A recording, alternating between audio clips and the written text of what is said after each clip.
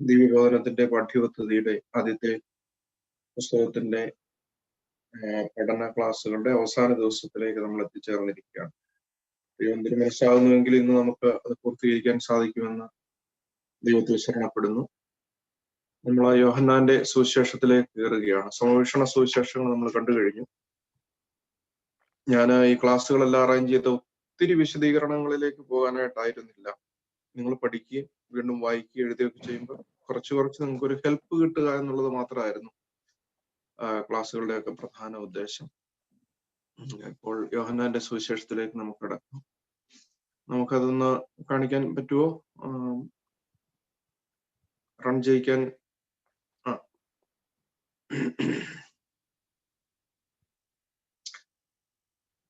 യോഹന്നാന്റെ സുവിശേഷത്തിലേക്ക് നമ്മൾ കിടക്കുകയാണ്. കുറച്ചുകൂടെ ഒന്ന് സൂം ചെയ്യാമെങ്കിൽ കുറച്ചുകൂടെ ഒന്ന് കാണാതിരിക്കും എല്ലാവർക്കും. Thank you. നന്നായിരിക്കുന്നു. Thank you. നമ്മൾ നേരത്തെ കണ്ടതുപോലെ യോഹന്നാന്റെ സുവിശേഷം മറ്റ് സുവിശേഷങ്ങളിൽ നിന്നെല്ലാം മാറി നിൽക്കുകയാണ്.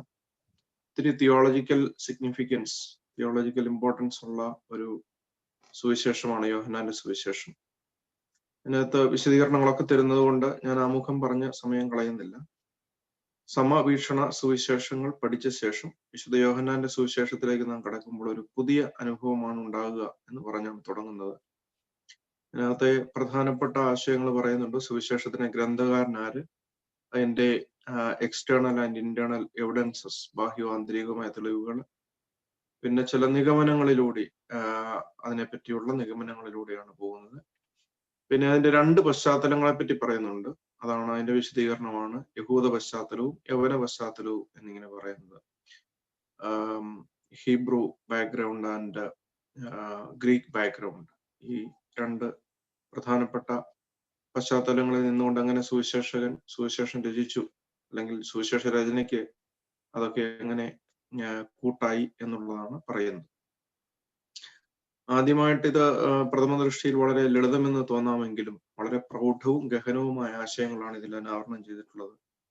അതിന്റെ വിശദീകരണം ഭാരതീയ ദാർശനികരൊക്കെ, ഫിലോസഫിക്കൽ സ്കോളേഴ്സ് ഒക്കെ കൂടുതലും ഇതിന്റെ പ്രൊലോഗ്, നമ്മളിപ്പോ പ്രാർത്ഥനയിൽ ഓർത്ത പോലെ തന്നെ ആദിയിൽ വചനം ഉണ്ടായിരുന്നു, വചനം ദൈവത്തോടു കൂടിയായിരുന്നു, വചനം ദൈവമായിരുന്നു എന്നുള്ളത്. അത് ഭാരതീയ ദർശകർ അത് പറയുന്നത് എന്താന്ന് വെച്ചാൽ വാക്ക് എന്ന് ആണ് അവര് പറയുന്നത്. ശബ്ദം, വാക്ക് എന്ന് പറയുന്നത് വചനമാണ്. ആ വചനം ആദ്യം ഉണ്ടായിരുന്നു എന്നുള്ളതാണ്. നിങ്ങൾ പഠിക്കുന്നവരായതുകൊണ്ടൊന്ന് മനസ്സിലാകാൻ വേണ്ടി നിങ്ങൾക്ക് ഹൈന്ദവ പശ്ചാത്തലത്തിൽ ഓം എന്നാണ് എഴുതുന്നത്. ഓം എന്ന് വെച്ചാൽ സത്യത്തിൽ ഒരു ശബ്ദമാണ്, വാക്കാണ് ഓം എന്നുള്ളത്. ഈ ക്രിയേഷനെ പറ്റി എക്സ് നിഹിലോ എന്ന് പറയുന്ന ശൂന്യതയിൽ നിന്ന് ക്രിയേഷൻ ഉണ്ടാകുന്ന സമയത്ത് nothing was there but a sound, ഒരു കാറ്റടിക്കുന്ന ഒരു സൗണ്ട് ആയിരുന്നു. അതാണ് ഓം എന്നവർ പറയുന്നത്. ആ കാറ്റാണ് നമ്മൾ പറയുന്നത് പരിശുദ്ധാത്മാവ്, അല്ലെങ്കിൽ നമുക്കത് വ്യക്തമാക്കി യേശുക്രിസ്തു വ്യക്തമാക്കി തന്നിരിക്കുന്നു. അല്ലെങ്കിൽ തിരുവചനത്തിൽ നമ്മൾ വ്യക്തമായിട്ട് പിതാവ് ക്രിയേഷൻ നടത്തുന്നു, തന്നെ വചനം മൂലം, പുത്രനാകുന്ന വചനം മൂലം വെള്ളത്തിന്മീതെ ആത്മാവ് പരിവർത്തിച്ചുകൊണ്ടിരുന്നു എന്ന് പറയുമ്പോൾ ഈ ഭാരതീയ ദർശകര് അല്ലെങ്കിൽ ദാർശനികര്, ഫിലോസഫേഴ്സ് എന്തുകൊണ്ട് അത് പറയുന്നതെന്ന് ഞാൻ സൂചിപ്പിച്ചു എന്നുള്ളതേ ഉള്ളൂ. അങ്ങനെ അവരധികമായിട്ട് ഉദ്ധരിക്കുകയൊക്കെ ചെയ്യുന്ന ഈ സുവിശേഷത്തിൽ നിന്നാണ്. ആരാണ് ഗ്രന്ഥകാരൻ? പാരമ്പര്യമായി വിശ്വസിച്ചു പോരുന്ന സബദി പുത്രനും യേശുവിന്റെ 12 ശിഷ്യന്മാരിൽ ഒരുവനുമായ യോഹന്നാനാണെന്ന് അത്ര. സബദിയുടെ മക്കളെ യാക്കോബും യോഹന്നാനും അതിലെ ഏറ്റവും ഈ 12 അപ്പോസ്തലന്മാരിൽ തന്നെ ഇളയവനായ യോഹന്നാനാണ് ഇതിന്റെ ഗ്രന്ഥകാരനെന്ന്. അത് സ്മുർണയിലെ പൊളിക്കർപ്പോസ്, ഐറേനിയോസ്, അതുപോലെ തന്നെ അന്ത്യോക്യയിലെ തെയോഫിലോസ്, അലക്സാണ്ട്രിയയിലെ ക്ലമന്റ്, ഒറിഗൻ, തെർത്തുല്യൻ, ജെറോം, ഇവരെല്ലാം ഇതേ സാക്ഷ്യമാണ് നൽകിയിട്ടുള്ളതെന്ന് പറഞ്ഞാണ് ആദ്യത്തെ ഖണ്ഡിക അവസാനിക്കുന്നത്. ഇനി ഇന്റേണൽ എവിഡൻസസ് എന്താണ് എന്നുള്ളതാണ്. സുവിശേഷത്തിൽ തന്നെ സ്വീകാര്യമായ പല തെളിവുകളുണ്ട്. യോഹന്നാനാണ് ഇത് എഴുതിയെന്നുള്ളതിന്റെ ഇന്റേണൽ എവിഡൻസസ്. ഒന്ന്, യോഹന്നാൻ 21:24 എഴുത്തുകാരൻ അവകാശപ്പെടുന്നു, ഈ ശിഷ്യൻ ഇതിനെക്കുറിച്ച് സാക്ഷ്യം പറയുന്നവനും ഇത് എഴുതിയവനുമാകുന്നു, അവന്റെ സാക്ഷ്യം സത്യമെന്ന് ഞങ്ങൾ അറിയുന്നു. അപ്പോ ഇത് എഴുതിയവനുമാണ് എന്ന് പറയുക. അപ്പോ യോഹന്നാൻ തന്നെ തന്റെ തന്നെ സാക്ഷ്യമായിട്ട് പറയുന്നു. രണ്ട്, എഴുത്തുകാരൻ യഹൂദ മതാനുഷ്ഠാനങ്ങളും പാരമ്പര്യങ്ങളും റബിമാരുടെ വ്യാഖ്യാനങ്ങളും എല്ലാം പരിചയമുള്ള വ്യക്തിയാണെന്ന് 5-ാം അധ്യായം 10-ാം വാക്യം, 7-ാം അധ്യായം 22 ഫോളോയിങ്, 51-ന്റെ 27-ന്റെ 22, 51, 8-ാം അധ്യായം 17-ാം വാക്യം ഇവിടെയൊക്കെ പറയുന്നത് എഴുത്തുകാരൻ യഹൂദ മതാനുഷ്ഠാനങ്ങള് അതുപോലെ തന്നെ ഭാഷാശൈലി, സെമിറ്റിക് ബാക്ക്ഗ്രൗണ്ട് ഇതൊക്കെ വെളിപ്പെടുത്തുന്നതായിട്ട് അവിടെ നിന്ന് കാണാം. പിന്നെ മറ്റൊന്ന്, മൂന്നാമത്തെ കാര്യം പറയുന്നത്, അതൊന്ന് സ്ക്രോൾ ചെയ്യണേ മുകളിലോട്ടെ. പാലസ്തീന്റെ ഭൂമിശാസ്ത്രവും അവിടുത്തെ സ്ഥലങ്ങളെ കുറിച്ചുള്ള അറിവും എഴുത്തുകാരൻ അവിടെ ജനിച്ചു വളർന്ന ഒരു വ്യക്തിയാണെന്ന് കാണിക്കുന്നു. അപ്പൊ ജിയോഗ്രഫിക്കലി അദ്ദേഹത്തിന് ധാരാളം കാര്യങ്ങൾ.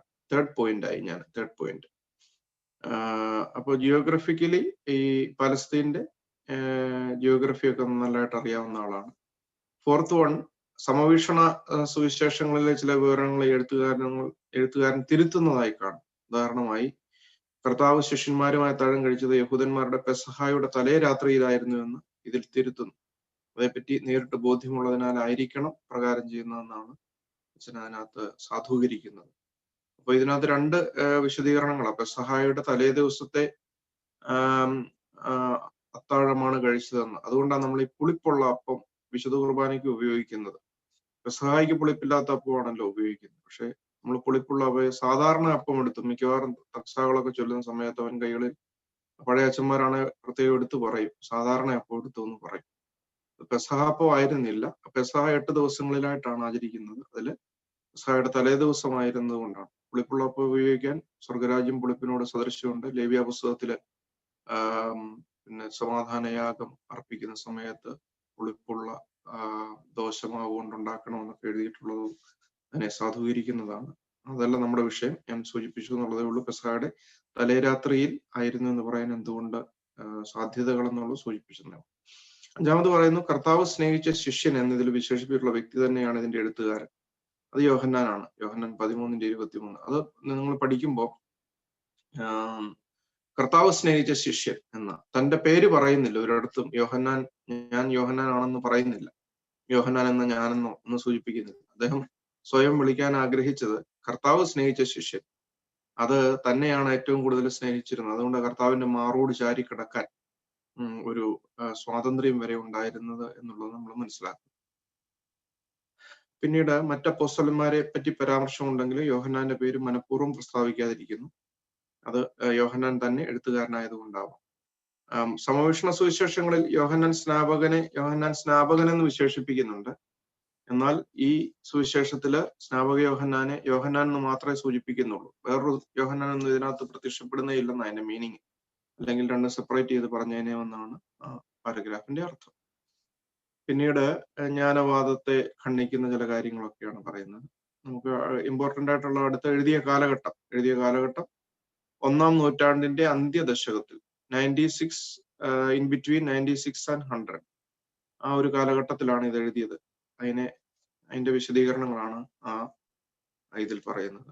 പിന്നെ എഴുതിയ പശ്ചാത്തലം എന്താണ് ഏത് ബാക്ക്ഗ്രൗണ്ടിലാണ് എഴുത്തുകാരന്റെ പശ്ചാത്തലം, ഈ ഓതറിന്റെ ഒരു ബാക്ക്ഗ്രൗണ്ട് പറയുകയും.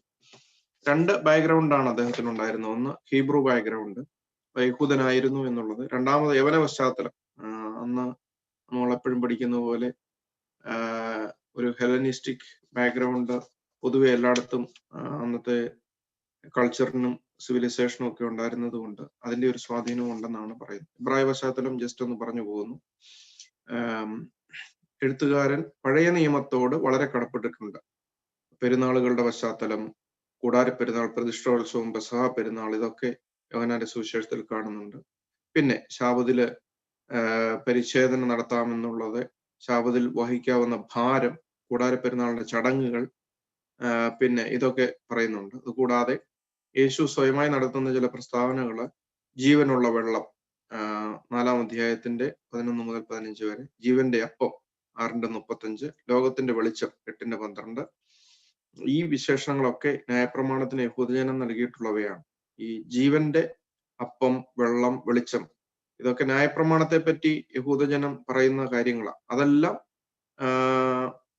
എന്നിൽ നിന്ന് പുറപ്പെടുന്നു എന്ന് യേശുക്രിസ്തു പറഞ്ഞു. ഞാൻ ലോകത്തിന്റെ വെളിച്ചമാകുന്നു എന്ന് പറഞ്ഞു. അപ്പോ യേശുവിന്റെ വ്യക്തിത്വത്തെയും യേശുവിന്റെ ദൗത്യത്തെയും ഇതെല്ലാം സൂചിപ്പിക്കുന്നു എന്നാണ് ആ കാര്യങ്ങളൊക്കെ യോഹന്നാന്റെ സുവിശേഷത്തിൽ കാണും. അപ്പൊ ഈ ഒരു ഹീബ്രു ബാക്ക്ഗ്രൗണ്ട് നന്നായിട്ട് യോഹന്നാൻ ഉണ്ടായിരുന്നു എന്നുള്ളത് മനസ്സിലാക്കാൻ സാധിക്കും. പിന്നീട് ഈ പുതുമതത്തിലെ മറ്റൊരു ചിന്തയായിരുന്നു അപ്പോക്കലിപ്റ്റിക്കൽ കൃതികളുടെ ആശയങ്ങൾ. അപ്പോക്കലിപ്സ് എന്ന് പറഞ്ഞാൽ എൻഡ് ഓഫ് വേൾഡ് എന്ന, അതിന് എസ്കറ്റോളജി എന്നോ അന്ത്യകാല സംഭവങ്ങളൊക്കെ യേശുക്രിസ്തുവിന് മുൻപ് തന്നെ ചില ചിന്താഗതികൾ ഉണ്ടായിരുന്നു. ആ ഒരു സ്വാധീനമൊക്കെ ഉണ്ടായിരുന്നു യോഹന്നാൻ. പിന്നെ യേശുക്രിസ്തുവിനെ മെശിഹായിട്ട് മാത്രമല്ല രാജാവായിട്ടും, തന്റെ രാജ്യം ഐഹികമല്ല എന്ന് പറഞ്ഞ് അങ്ങനെയും കൂടി യേശുക്രിസ്തുവിനെ അവതരിപ്പിക്കുന്നുണ്ട്. പിന്നെ ഒരു സ്വാധീനം ഹീബ്രു ബാക്ക്ഗ്രൗണ്ടിൽ നിന്നുള്ളത് കുമ്രാൻ സന്യാസികളുടെ എസ്സീൻസ് എന്ന് പറയുന്ന അവരുടെ ആശയങ്ങളുമായിട്ട് സുവിശേഷത്തിന് ബന്ധമുണ്ട്. എസ്പെഷ്യലി യോഹന്നാൻ സ്നാപകനെ അവതരിപ്പിക്കുമ്പോൾ ഈ കുമ്രാൻ കമ്മ്യൂണിറ്റിയിൽ നിന്ന് ഉള്ള ഒരാളായിട്ടാണ് അത് ആ ഒരു അദ്ദേഹത്തിന്റെ നേച്ചറും അപ്പിയറൻസും ഒക്കെ അങ്ങനെയാണ് നമ്മളവിടെ കാണുന്നത്. പിന്നെ അവരുടെ മറ്റൊരു ചില ചിന്താഗതികളാണ്, എസീൻസിന്റെ ചിന്താഗതികളാണ്, കുമ്രാൻ സന്യാസികളുടെ ചിന്താഗതികളാണ്. പ്രകാശത്തിന്റെ പുത്രന്മാർ, സത്യത്തിന്റെ ആത്മാവ്, പ്രകാശത്തിന്റെ നാഥൻ അല്ലെങ്കിൽ പ്രകാശത്തിന്റെ കർത്താവ്, അന്ധകാരത്തിന്റെ ദൂതൻ, വെളിച്ചവും അന്ധകാരവും തമ്മിലുള്ള താരതമ്യം, ഒരു ഡ്യുവാലിറ്റിയെ പറ്റിയുള്ള കാര്യങ്ങൾ, ഇവയൊക്കെ കുമ്രാൻ കൃതികളിൽ ഉള്ളതാണ്. ഇതെല്ലാം യോഹന്നാന്റെ സുവിശേഷത്തിൽ കാണുന്നുണ്ട്. പിന്നെ യഹോവയുടെ നാമത്തിന്, നെയിം ഓഫ് യാഹ്വേ, യഹോവയുടെ നാമത്തിന് വലിയ പ്രാധാന്യം യഹൂദ മതത്തിൽ നൽകിയിരുന്നു. ആ നാമം ഉച്ചരിക്കാൻ പാടില്ലാത്ത നിഗൂഢമായ ഒന്നാണ്. ആവർത്തനം 32:39, യെശയ്യാ 42:8, അങ്ങനെ ധാരാളം ഭാഗങ്ങളിൽ കാണുന്നുണ്ട്. അതുകൊണ്ടാണ് യഹോവ മോശയ്ക്ക് വെളിപ്പെട്ടപ്പോ പറയുന്നത് എന്നാ, ഞാനാകുന്നു. ഹൂ ഐ ആം എന്ന് ഒരു വെർഷൻ ഉണ്ട്. പക്ഷെ അതിനേക്കാൾ ഉപരി I am what I am എന്നാണ് പറയുന്നത് കേട്ടോ. ഞാനാകുന്നു എന്ന് പറയും. അപ്പോ അഹം, അതാണ് നമ്മുടെ ഈ ഒരു ഹൈന്ദവ പശ്ചാത്തലത്തിൽ നിന്ന് പറയുമ്പം യാഹുവേ എന്നുള്ള വാക്ക് അഹം എന്നുള്ള വാക്കുമായിട്ട് ചേർത്തൊരു പഠനമുണ്ട്. അങ്ങനെ ഒരു ഫിലോസഫി ഉണ്ട്. അതുകൊണ്ടാണ് ഞാനാകുന്നു എന്ന് പറയുന്നതെന്നും കൂടി ഒരു പഠനം ഉണ്ട്. സൂചിപ്പിച്ചു എന്നുള്ളതേ ഉള്ളൂ. അതിന്റെ ആഴങ്ങളിലേക്കൊന്നും പോണമെന്നില്ല, ജസ്റ്റ് സൂചിപ്പിച്ചു എന്നുള്ളതേ ഉള്ളൂ. സുവിശേഷത്തിൽ ഈ പേര് തന്നെ യേശു ഉപയോഗിക്കുന്നു. ഞാനാകുന്നു എന്ന് പല സന്ദർഭങ്ങളിൽ ആവർത്തിക്കുന്നു. എന്തിനാ ഇത് പറഞ്ഞെന്ന് ചോദിച്ചാൽ, യേശു ക്രിസ്തു ഞാനാകുന്നു എന്നുള്ളത് വീണ്ടും ആവർത്തിച്ച് യോഹന്നാന്റെ സുവിശേഷത്തിൽ പറയും. 18-ാം അധ്യായത്തിൽ എസ്പെഷ്യലി 1 മുതൽ 7 വരെ വാക്യങ്ങളിൽ എസ്പെഷ്യലി പറയുന്നുണ്ട്. പിന്നെ മശിഹായെ പറ്റി യഹൂദജനം പുലർത്തിയ പ്രതീക്ഷകൾ, അവൻ അത്ഭുതങ്ങൾ പ്രവർത്തിക്കും, ബേത്ലഹേമിൽ നിന്ന് വരും, അവൻ എന്നേക്കും ഇരിക്കും, ഇങ്ങനെയുള്ള പ്രതീക്ഷകളൊക്കെ ഉണ്ട്. ആ പശ്ചാത്തലം നന്നായിട്ട് അവതരിപ്പിക്കുന്നു. അപ്പൊ ഇതാണ് ഒരു ഹീബ്രു ബാക്ക്ഗ്രൗണ്ട് ഈ യോഹന്നാൻ എഴുത്തുകാരൻ ഉണ്ടായിരുന്നു എന്ന് പറയാൻ ഉള്ള കാര്യം. 2, ഗ്രീക്ക് ബാക്ക്ഗ്രൗണ്ട് എന്തുകൊണ്ട്, യവന പശ്ചാത്തലം. നമ്മൾ ആദ്യം തൊട്ടേ പഠിക്കുന്നതാണ്. ഈ ഹെല്ലനിസത്തിന്റെ ഒരു ഭയങ്കര ഒരു ഇൻഫ്ലുവൻസ് ആ കാലഘട്ടത്തിൽ ഉണ്ടായിരുന്നു. ഗ്രീക്ക് ഭാഷയായിരുന്നു എന്നൊക്കെ നമ്മൾ പഠിച്ചതാണ്. അപ്പൊ അതിനകത്തെ 1-2 ചിന്തകള് പറയുന്നു. ഒന്ന്, ലോഗോസിനെ പറ്റിയുള്ള വിവരണം. അതാണ് നമ്മള് ലോഗോസ് എന്ന് പറഞ്ഞാൽ ഇറ്റേണൽ വേർഡാണ്. ലോഗോസിനെ പറ്റിയുള്ള വിവരണം യോഹന്നാൻ 1:1 പറയുന്നു. അതാണ് അതിൽ വചനം ഉണ്ടായിരുന്നു, ആ വചനം ദൈവത്തോടു കൂടിയായിരുന്നു, വചനം ദൈവമായിരുന്നു. അതിന് അലക്സാണ്ട്രിയയിലെ യഹൂദ തത്വചിന്തകനായ ഫൈലോയുടെ ആശയങ്ങളും ഒക്കെ ഇതുമായിട്ട് ചേർന്ന് വരുന്നതാണെന്ന് ഒന്ന് ചേർത്ത് ചിന്തിക്കുക. ദൈവത്തെയും പ്രപഞ്ചത്തെയും തമ്മിൽ ബന്ധിക്കുന്ന മധ്യവർത്തിയായി ലോഗോസിനെ അദ്ദേഹം കണ്ടു. തിന്മ നിറഞ്ഞ പ്രപഞ്ചവുമായി പരമമായ ദൈവത്തിന് നേരിട്ട് ബന്ധമില്ല, ലോഗോസിൽ കൂടിയാണ് ബന്ധം എന്നായിരുന്നു ഫൈലോയുടെ ചിന്താഗതി. വചനം ദൈവത്തിന്റെ മനസ്സിലെ ചിന്തയും ആ ചിന്തയുടെ പ്രതിധ്വനിയുമാണ്. ഈ ആശയങ്ങൾ സുവിശേഷത്തിന്റെ ആമുഖ ഭാഗത്ത് കാണാമല്ലോ. പക്ഷെ ഈ ലോഗോസ് എന്നുള്ള ആശയം യോഹന്നാൻ പറയുമ്പോൾ അതൊരു ഒരു കണക്റ്റിംഗ് ലിങ്ക് എന്നുള്ള രീതിയിലല്ല പറയുന്നത്. വചനം ജഡം ധരിച്ചു നമ്മുടെ ഇടയിൽ പാർത്തു, വചനം മാംസം എടുത്തു നമ്മുടെ ഇടയിൽ പാർത്തു എന്ന് കൃത്യമായിട്ട് പറയുന്നുണ്ട്. അതുകൊണ്ട് ആ വചനം എന്ന ആശയം എടുത്തിട്ടുണ്ടെങ്കിലും അതിനെ ഒരു പൂർണ്ണമായ അർത്ഥത്തിൽ, ഇൻകാർണേറ്റഡ് വേർഡ് എന്നുള്ള അർത്ഥത്തിലാണ് സൂചിപ്പിക്കുന്നതെന്ന് അവിടെ പഠിക്കുമ്പോൾ ഓർത്തിരുന്നു. രണ്ടാമത് പറയുന്നത് ജ്ഞാനത്തിന്റെ പ്രാധാന്യത്തെ പറ്റിയാണ് പറയുന്നത്. ജ്ഞാനം നേരത്തെ നമ്മൾ ചിന്തിച്ചിട്ടുള്ളതായി ജ്ഞാനവാദം എന്ന് പറയുന്നത്, നോസ്റ്റിസിസം, അത് പല ആവർത്തി വരുന്നത് കൊണ്ട് ഞാൻ വീണ്ടും പറയുന്നില്ല. ആത്മാവ് ഈ ശരീരത്തിന്റെ തടവറയിൽ കിടക്കുകയാണ്. മാറ്റർ ഈസ് ഈവിൾ എന്ന് അവർ പഠിപ്പിക്കുന്നുണ്ട്. എന്ന് പറഞ്ഞാല് ഈ ശരീരത്തിന് പൂർണ്ണതയിലേക്ക് എത്താനായിട്ട് സാധിക്കില്ല എന്നുള്ളതാണ്. എന്നാൽ ക്രിസ്ത്യാനിറ്റിയിൽ അത് വരുമ്പോൾ അതിന്റെ വ്യത്യാസം നിങ്ങൾ ഇനിയും തുടർന്നും പഠിക്കുന്നവരായതുകൊണ്ട് ഞാൻ പറയുക, അതിന്റെ വ്യത്യാസം എന്നാന്ന് ചോദിച്ചാൽ ദൈവം മനുഷ്യനായി എന്നുള്ളതാണ്. ഇന്നും ഹൈന്ദവ പാരമ്പര്യത്തിലൊക്കെ അവർ പറയുന്നത്, ഒരു ഹിന്ദു ഫിലോസഫിയിൽ അവർ പറയുന്നത് മാറ്റർ ഈസ് ഈവിൾ എന്നാണ് പറയുന്നത്. ഈ ശരീരം വെറും കൂടാണ്, അതെല്ലാം ഇട്ടിട്ട് മോക്ഷപ്രാപ്തി നിർവ്വാണം എന്നൊക്കെയാണ് പറയുന്നത്. പക്ഷെ ക്രിസ്ത്യാനിറ്റി ദൈവം മനുഷ്യനായി എന്ന് പറഞ്ഞാൽ മാറ്റർ ഈസ് നോട്ട് ഈവിൾ. ആ തിന്മയിൽ ദൈവത്തിന് വന്നിറങ്ങാൻ പറ്റത്തില്ല. അപ്പോ യേശുക്രിസ്തു മനുഷ്യനായി എന്ന് പറഞ്ഞാൽ ഇനി മുതൽ ഈ പദാർത്ഥം തിന്മയല്ല. അതാ ഈ നോസ്റ്റിസിസമായിട്ടുള്ള വ്യത്യാസം. അതാ നോസ്റ്റിസിസം എന്ന് പറയുന്ന സ്പിരിറ്റിന് മാത്രം പ്രാധാന്യം കൊടുക്കുന്ന, സോളെന്നോ ആത്മാവെന്നോ ഒക്കെ നമ്മൾ പറയുന്ന കാര്യം, അതിന് മാത്രം പ്രാധാന്യം കൊടുക്കുന്ന, അതിന്റെ മോക്ഷമാണ് യഥാർത്ഥ മോക്ഷം. അതിലേക്ക് നല്ല അറിവിലേക്ക് വന്നു കഴിഞ്ഞാൽ, അറിവിന്റെ 18 പദങ്ങൾ താണ്ടിക്കഴിഞ്ഞാൽ മോക്ഷപ്രാപ്തി നിർവ്വാണം എന്നാണ് അവർ പറയുന്നത്. എന്നാൽ പിന്നീട് അദ്വൈത ചിന്താഗതിയൊക്കെ അങ്ങനെ തന്നെ ഉള്ളതാ. എന്നാൽ ഈ നോസ്റ്റിസിസത്തിന്റെ ചില ആശയങ്ങൾ ഇതിനകത്തുണ്ടെങ്കിലും അത് യേശുക്രിസ്തു കാണിച്ചു തന്ന മാതൃകയിൽ അതിന്റെ പൂർണ്ണതയിലാണ് യോഹന്നാൻ അവതരിപ്പിച്ചിരിക്കുന്നതെന്നും കൂടി ഓർത്തിരിക്കണം. പക്ഷെ ആ അറിവ്, അതാണ് ഏകസത്യ ദൈവമായ നിന്നെയും നീ അയച്ചിരിക്കുന്ന യേശുക്രിസ്തുവിനെ അറിയുന്നത് തന്നെ നിത്യജീവനാകുന്നു എന്നുള്ളത് ആ ജ്ഞാനത്തിന്റെ പ്രാധാന്യം ഇവിടെ നമ്മൾ കാണുന്നുണ്ട്. അപ്പോൾ അത് നോസ്റ്റിസിസത്തിന്റെ ഒരു ചിന്താഗതിയാണ്. യഥാർത്ഥ അറിവിലേക്ക് വരുന്നതാണ് മോക്ഷം എന്നുള്ളത് ഞാൻ പറഞ്ഞു. എന്നാൽ ഇവിടെ യോഹന്നാൻ അവതരിപ്പിക്കുന്ന ഏകസത്യ ദൈവമായ നിന്നെയും നീ അയച്ചിരിക്കുന്ന ക്രിസ്തുവിനെയും അറിയുന്നത് തന്നെ നിത്യജീവനാകുന്നു എന്ന് പറയുക. ഇറ്റേണൽ ലൈഫ് ആണല്ലോ നമ്മൾ പറയുന്ന നമ്മുടെ പ്രതീക്ഷയുടെ പൂർണ്ണത എന്ന് പറയുന്നത്. പിന്നെ ഫ്രീ, സത്യം, ഈ ആശയം പ്ലേറ്റോയിലും മറ്റ് യവന ദർശനങ്ങളിലും കാണാവുന്നതാണ്. ഒന്ന് ആശയങ്ങളുടെ ലോകം, വേൾഡ് ഓഫ് ഐഡിയാസ്. മറ്റേത് വിസിബിൾ ആയിട്ടുള്ള യൂണിവേഴ്സൽ, ദൃശ്യപ്രപഞ്ചം. ഇവയിൽ യാഥാർത്ഥ്യമായിട്ടുള്ള ആദ്യത്തേതാണ്, അതത്ര സത്യം.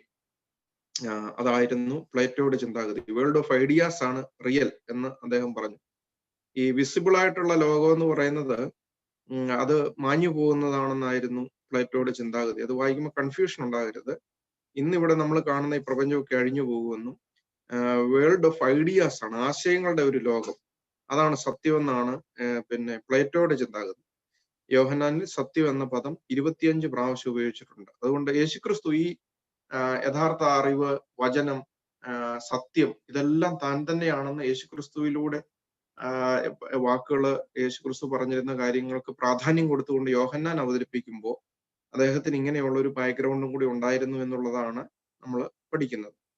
പിന്നെ മറ്റൊരു ഐഡിയ, ഈ ഗ്രീക്ക് ബാക്ക്ഗ്രൗണ്ടിൽ നിന്നുള്ള മറ്റൊരു ഐഡിയ യോഹന്നാന്റെ സുവിശേഷത്തിൽ കാണുന്നത് ലൈഫ് ആൻഡ് ലൈറ്റ് എന്നുള്ളത്, ജീവനും പ്രകാശവും. ഇതും യവന സിദ്ധാന്തങ്ങളിൽ സ്ഥലം പിടിച്ചിട്ടുള്ളതാണ്. ജീവൻ എന്ന പദം സുവിശേഷത്തിൽ ആദ്യാവസാനം മുന്നിട്ട് നിൽക്കുന്നു. അതുകൊണ്ട് ജീവന്റെ സുവിശേഷം എന്ന് പോലും, ജീവന്റെ വെളിച്ചം, ജീവന്റെ ജീവജലം, ജീവന്റെ അപ്പം, ഇത് ഒക്കെ സുവിശേഷത്തിൽ എപ്പോഴും പറയുന്ന കാര്യമാണല്ലോ. അതാണ് ഒന്നാമത്തെ ചാപ്റ്ററിൽ പറയുന്നത്. ഈ 2 പശ്ചാത്തലങ്ങളെ ഉള്ളൂ. എഴുത്തുകാരനെ എങ്ങനെ ഈ 2 പശ്ചാത്തലങ്ങൾ എഴുത്തുകാരൻ ഉണ്ടായിരുന്നു എന്നുള്ളതാണ് പറയുന്നത്. ഹീബ്രു ബാക്ക്ഗ്രൗണ്ടും ഒരു ഹെലനിസ്റ്റിക് അല്ലെങ്കിൽ ഗ്രീക്ക് ബാക്ക്ഗ്രൗണ്ടും എങ്ങനെയാണ് ഉള്ളത് എന്നുള്ളതാണ്. അതിന്റെ സ്വാധീനം എങ്ങനെയാണ് സുവിശേഷത്തിലുള്ളതെന്നാണ് 1-ാം അധ്യായം. 2-ാം അധ്യായത്തിൽ പറയുന്ന സുവിശേഷത്തിന്റെ ലക്ഷ്യം എന്തായിരുന്നു, ഇതിന്റെ എയിം. ഈ സുവിശേഷം എഴുതുന്നതിന് ഒരു ലക്ഷ്യമുണ്ട്. അതെന്തായിരുന്നു എന്നുള്ളതാണ് 2-ാം അധ്യായത്തിൽ പറയുന്നത്. അതിന് 1-ാമത്തെ ലക്ഷ്യം മതപരവും ആധ്യാത്മികവുമായ ലക്ഷ്യമാണ്. യോഹന്നാൻ 20:31 തന്റെ ഉദ്ദേശം എന്തെന്ന് സുവിശേഷകൻ വ്യക്തമാക്കുന്നു. എന്നാൽ യേശു ദൈവപുത്രനായ ക്രിസ്തു എന്ന് നിങ്ങൾ വിശ്വസിക്കേണ്ടതിനും വിശ്വസിച്ചിട്ട് അവന്റെ നാമത്തിൽ നിങ്ങൾക്ക് ജീവൻ ഉണ്ടാകേണ്ടതിനും ഇത് എഴുതിയിരിക്കുന്നു. അപ്പൊ ഇതാണ് സുവിശേഷത്തിന്റെ ലക്ഷ്യം. This is the aim of the gospel. യോഹന്നാൻ 20:31. കാരണം യേശു ക്രിസ്തുവിൽ നിങ്ങൾ വിശ്വസിക്കുക, അവൻ വിശ്വസിക്കുമ്പോൾ നിങ്ങൾക്ക് അവന്റെ നാമത്തിൽ നിത്യജീവൻ ഉണ്ടാകണം. അതാണ്, അതിനുവേണ്ടിയാണ് എന്നുള്ളത് വളരെ കൃത്യമായിട്ട് സൂചിപ്പിക്കുന്നു.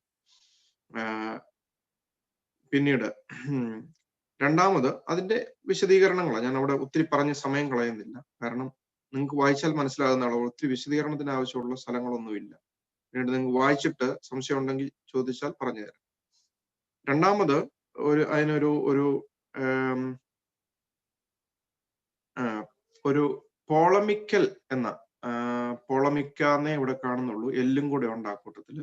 പോളമിക്കൽ പഴയ പുസ്തകത്തിലാണെങ്കിൽ പോളമിക്ല CLA എന്ന് അടിച്ചിരുന്നത്, അങ്ങനല്ല CAL എന്നാണ് കേട്ടോ. ഒരു പോളമിക്കൽ നിങ്ങൾക്ക് അർത്ഥം അറിയാലോ, സ്ട്രോങ് ക്രിറ്റിസിസം ഇതിനകത്തുണ്ട്. അതാണ് രണ്ടാമത്തെ ലക്ഷ്യം. ചില ക്രിറ്റിസിസം പറയുന്നുണ്ട്, വിവാദാത്മകമായ ലക്ഷ്യം.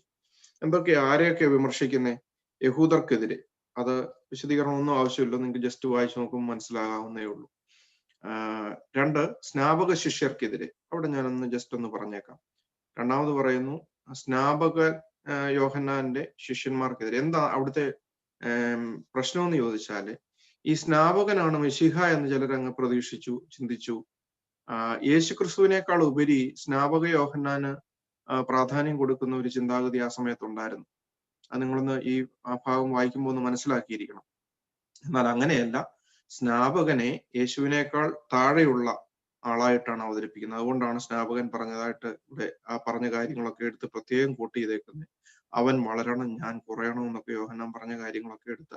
അപ്പൊ ഇങ്ങനെ ഒരു ക്ലാഷ് ആദ്യ സമയത്ത് ഉണ്ടായിരുന്നു. അതിനെ ഖണ്ഡിക്കുകയും കൂടി, അതിനെ വിമർശിക്കുകയും കൂടി ഈ എഴുതുന്ന സുവിശേഷകനായ യോഹന്നാന്റെ ലക്ഷ്യമായിരുന്നു എന്നുള്ളത് മനസ്സിൽ വെച്ചുകൊണ്ട് വേണം ആ രണ്ടാമത്തെ B എന്നുള്ള പോയിന്റ് നിങ്ങൾ പഠിക്കാനായിട്ട്. പിന്നീട് മിസ്റ്ററി മതങ്ങൾക്കെതിരെ, മിസ്റ്ററി റിലീജിയൻസിനെതിരെ ഭയങ്കരമായിട്ട് അദ്ദേഹം ക്രിറ്റിസിസം നടത്തിയിരുന്നു. എന്താണ്? യവന ലോകത്തിലെ മിസ്റ്ററി മതങ്ങൾ ആദ്യ നൂറ്റാണ്ടുകളിൽ ക്രിസ്തീയ സഭയ്ക്ക് ഒരു വലിയ വെല്ലുവിളിയായിരുന്നു. സുവിശേഷത്തിലെ ചില സൂചനകൾ അവയ്ക്കെതിരായി വിരൽ ചൂണ്ടുന്നവയാണ്. ആ മതങ്ങൾക്ക് സ്നാനവും വീണ്ടും ജനനവും ദേവനോടുള്ള കൂട്ടായ്മ ബലിയർപ്പിക്കപ്പെട്ട ഭക്ഷണത്തിൽ കൂടി നടത്തുന്ന അനുഭവം ഒക്കെ ഉണ്ടായിരുന്നു. എഫേസൂസിലും ഇവരുടെ സ്വാധീനം ഒരുപക്ഷെ എത്തിയിരിക്കാം. ഉദാശകളെ പറ്റി യോഹന്നാൻ എഴുതുമ്പോൾ വ്യക്തമാക്കുന്ന കാര്യങ്ങൾ ശ്രദ്ധേയമാണ്. സ്നാനത്തിൽ കൂടിയുള്ള വീണ്ടും ജനനം പരിശുദ്ധാത്മ വ്യാപാരത്താലാണ്. ആത്മാവിനാൽ ജനിച്ചത് ആത്മാവാകുന്നു. കുർബാനയെ പറ്റി പറയുമ്പോൾ ജീവിപ്പിക്കുന്നത് ആത്മാവാകുന്നു, മാംസം ഒന്നിനും ഉപകരിക്കുന്നില്ല എന്ന് വെളിപ്പെടുത്തുന്നു. അപ്പോ അവർക്കെതിരെ ഒരു ശക്തമായ മിസ്റ്ററി റിലീജിയൻസിനെതിരെയുള്ള ശക്തമായ 2 വാക്യങ്ങൾ യോഹന്നാൻ 3:6 6:63 നമ്മൾ കാണുന്നുണ്ട്.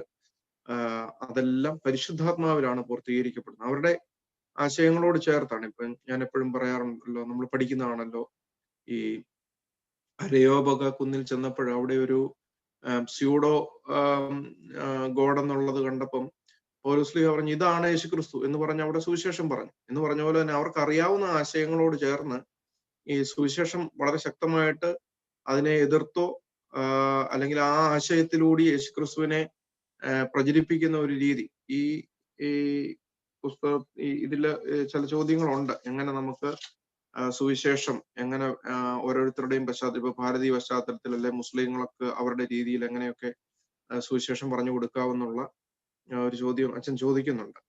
അപ്പോ ഇത് യോഹന്നാന്റെ സുവിശേഷത്തിൽ കാണുകയാണെന്ന് പറയുകയാണ്. പരിശുദ്ധാത്മാ വ്യാപാരത്താലാണ് ഈ സ്നാനം, മാംസം ഭക്ഷിക്കുന്ന കാര്യമൊക്കെ പറയുമ്പോൾ അവർക്ക് അങ്ങനെ ഒരു ചിന്താഗതി ഉണ്ട്. അവർക്ക് അങ്ങനെ ഒരു മിസ്റ്ററി റിലീജിയൻസിന് അങ്ങനെ ഒരു പശ്ചാത്തലം അവർക്കുണ്ട്. പക്ഷെ അതെല്ലാം യേശുക്രിസ്തുവിൽ പൂർത്തീകരിച്ച് യോഹന്നാൻ കാണിക്കുകയാണ്, അല്ലെങ്കിൽ യേശുക്രിസ്തുവിന്റെ ജീവിതത്തിൽ നിന്ന് അത് എടുത്ത് പ്രത്യേകമായി ഊന്നൽ കൊടുത്ത് അവതരിപ്പിക്കുന്നു എന്നുള്ളത് മനസ്സിലാക്കിയിരിക്കണം. പിന്നെ വിമർശനമുള്ളത് നോസ്റ്റിക്കുകൾക്കെതിരെയാണ്. ഞാനത് പറഞ്ഞല്ലോ, അവര് ജ്ഞാനം അതിന് പ്രാധാന്യം കൊടുത്തുകൊണ്ട് പഠിപ്പിക്കുന്നതായ ചിന്താഗതിയാണ് ജ്ഞാനവാദം. ഇതിനെതിരെ സുവിശേഷത്തിൽ ശക്തമായ ആക്രമണം ഇല്ല എന്ന് ചിലർ കരുതുന്നു. കാരണം അതൊരു ചിന്താ പദ്ധതിയുടെ നിലയിലേക്ക് വളർന്നു വികസിച്ചത് 2-ാം നൂറ്റാണ്ടിന് ശേഷമാണ്. പക്ഷെ സിറിയയിൽ ചില നോസ്റ്റിക് പ്രവണതകൾ ഉടലെടുത്തിരുന്നു. കൊലോസിയ സഭയിലും എത്തിയിരുന്നതായി കൊലോസി ലേഖനത്തിൽ കാണാം. കൊലോസിയർ 2:8-15 വരെ, 1-ാം അധ്യായം 15-20 വരെ. യോഹന്നാന്റെ സുവിശേഷത്തില് നിങ്ങൾക്കറിയാമല്ലോ, കൊലോസിന്റെ ലേഖനങ്ങളാണ് ആദ്യം എഴുതപ്പെട്ടത്.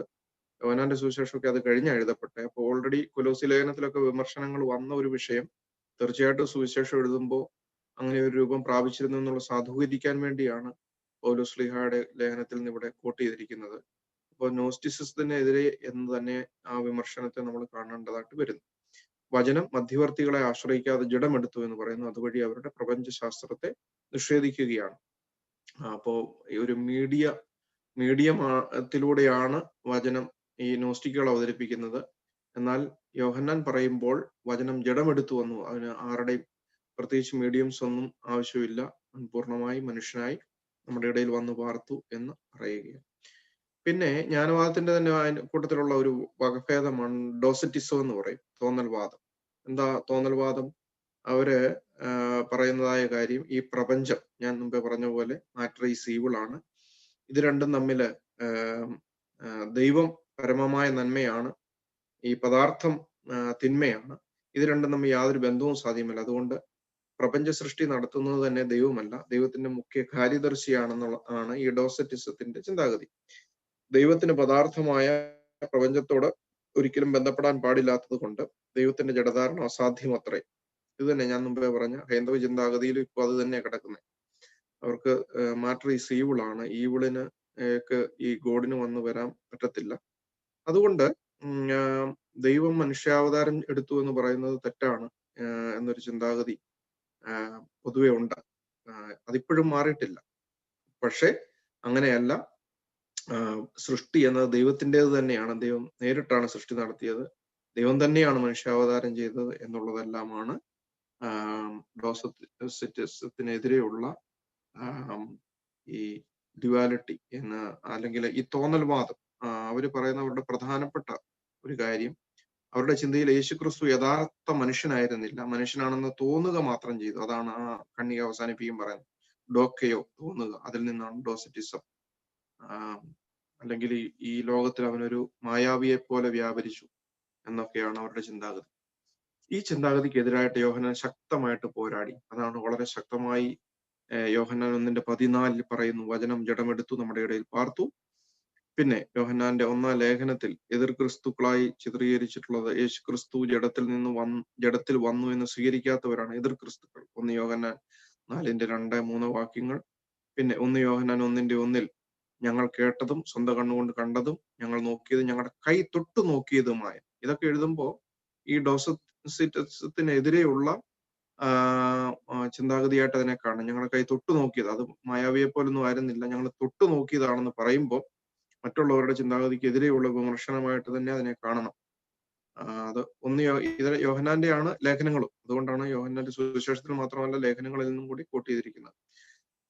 യേശു വഴി നടന്ന് ക്ഷീണിച്ചിട്ട് യേശു ഇരുന്നു. യേശു കണ്ണുനീർ വാർത്തു, എനിക്ക് ദാഹിക്കുന്നു എന്ന് പറഞ്ഞു. കുന്തം കൊണ്ട് അവന്റെ വിലാപ്പുറത്ത് ഊത്തി, ഉടനെ രക്തവും വെള്ളം പുറപ്പെട്ടു. ഇതൊക്കെ യേശുവിന്റെ പൂർണ്ണ മനുഷ്യത്വം വെളിപ്പെടുത്തുന്നു.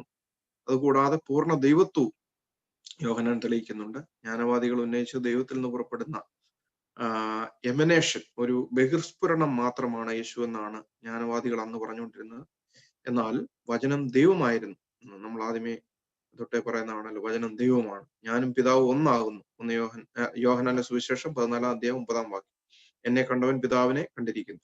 തോമസ് ലീഹയുടെ ഏറ്റുപറച്ചിൽ, എന്റെ കർത്താവ് എന്റെ ദൈവം, my God and my lord എന്ന് പറയുന്നത് 20:28. ഇവയെല്ലാം ദൈവത്വം തെളിയിക്കുന്ന അത്ര. അപ്പൊ അവൻ പൂർണ്ണ മനുഷ്യനും പൂർണ്ണ ദൈവവുമായിരുന്നു എന്ന് കാണുകയാണ്. അപ്പൊ ഇങ്ങനെ ജ്ഞാനവാദത്തിന്റെയും തോന്നൽവാദത്തിന്റെയും ഉപദേശങ്ങളെ ഖണ്ഡിച്ചുകൊണ്ട് യേശു ക്രിസ്തു ആരാണെന്ന് തെളിയിക്കുക എന്നത് ഈ യോഹന്നാന്റെ സുവിശേഷത്തിന്റെ ലക്ഷ്യമാണ് എന്നുള്ളത് നിങ്ങൾ ഒന്ന് ഓർത്തിരുന്നോണം. ആ അധ്യായം അവസാനിക്കുന്ന ചരിത്രപരമായ ഒരു കൃതി രചിക്കുകയായിരുന്നില്ല യോഹന്നാന്റെ ലക്ഷ്യം. അതുകൊണ്ട് ചരിത്രത്തെ അവഗണിച്ചു എന്നോ വിസ്മരിച്ചു എന്നോ അർത്ഥമില്ല. സമാന്തര സുവിശേഷങ്ങളിലെ ചരിത്രപരമായ ചില പരാമർശങ്ങളെ തിരുത്തുകയും ചെയ്യുന്നുണ്ട്. നിലവിലുള്ള ആവശ്യങ്ങളെയും വെല്ലുവിളികളെയും കണക്കിലെടുത്തുകൊണ്ട് യേശുക്രിസ്തു ആരെന്നും അവിടുത്തെ ദൗത്യം എന്തെന്നും വെളിപ്പെടുത്തി കൊടുക്കുകയാണ് എന്നുള്ളത് കാണും. അപ്പോ ഈ ഒരു രണ്ട് ചിന്താഗതികൾക്കെതിരെയുള്ള ശക്തമായ ക്രിറ്റിസിസം, അതുകൂടാതെ മിസ്റ്ററി റിലീജിയൻസ്, പിന്നെ സ്നാപക ശിഷ്യർക്കെതിരെ, യോഹന്നാന് യേശുവിനേക്കാൾ ഉയർന്നയാളാണ് യോഹന്നാൻ എന്ന് ചിലരെങ്കിലും ചിന്തിച്ചുവെങ്കിൽ അതിനെതിരെ, പിന്നെ യഹൂദന്മാർക്കെതിരെ. അങ്ങനെയാണ് അതിന്റെ ഒരു ക്രിട്ടിക്കൽ പോയിന്റ് ഓഫ് വ്യൂവിൽ അത് വായിച്ചാൽ. 3-ാമത്തെ അധ്യായത്തിൽ വചനം ജഡമെടുത്തു എന്ന് കാണുകയാണ്. വചനത്തെ പറ്റിയുള്ള കുറെ കാര്യങ്ങൾ നമ്മൾ പറഞ്ഞു. അതുകൊണ്ട് ഞാൻ വീണ്ടും ആദ്യത്തെ ആ പ്രൊലോഗിൽ ഒരു കാര്യം മാത്രം സൂചിപ്പിക്കുക. ആ പ്രൊലോഗിൽ 1 തൊട്ട് 18 വരെയുള്ള ആമുഖവാക്യങ്ങൾ, അതിന്റെ പഠനം നമ്മൾ നോക്കുമ്പോൾ സത്യത്തിൽ ഇത് ഗ്രീക്ക് ഭാഷയിലെ ഒരു കവിതാ രൂപത്തിൽ നിന്ന് വന്നേക്കുന്നതാണ് ഈ പ്രൊലോഗ്. ആദിയിൽ വചനം ഉണ്ടായിരുന്നു, വചനം ദൈവത്തോടു കൂടി. അത് 18 വാക്യങ്ങൾ.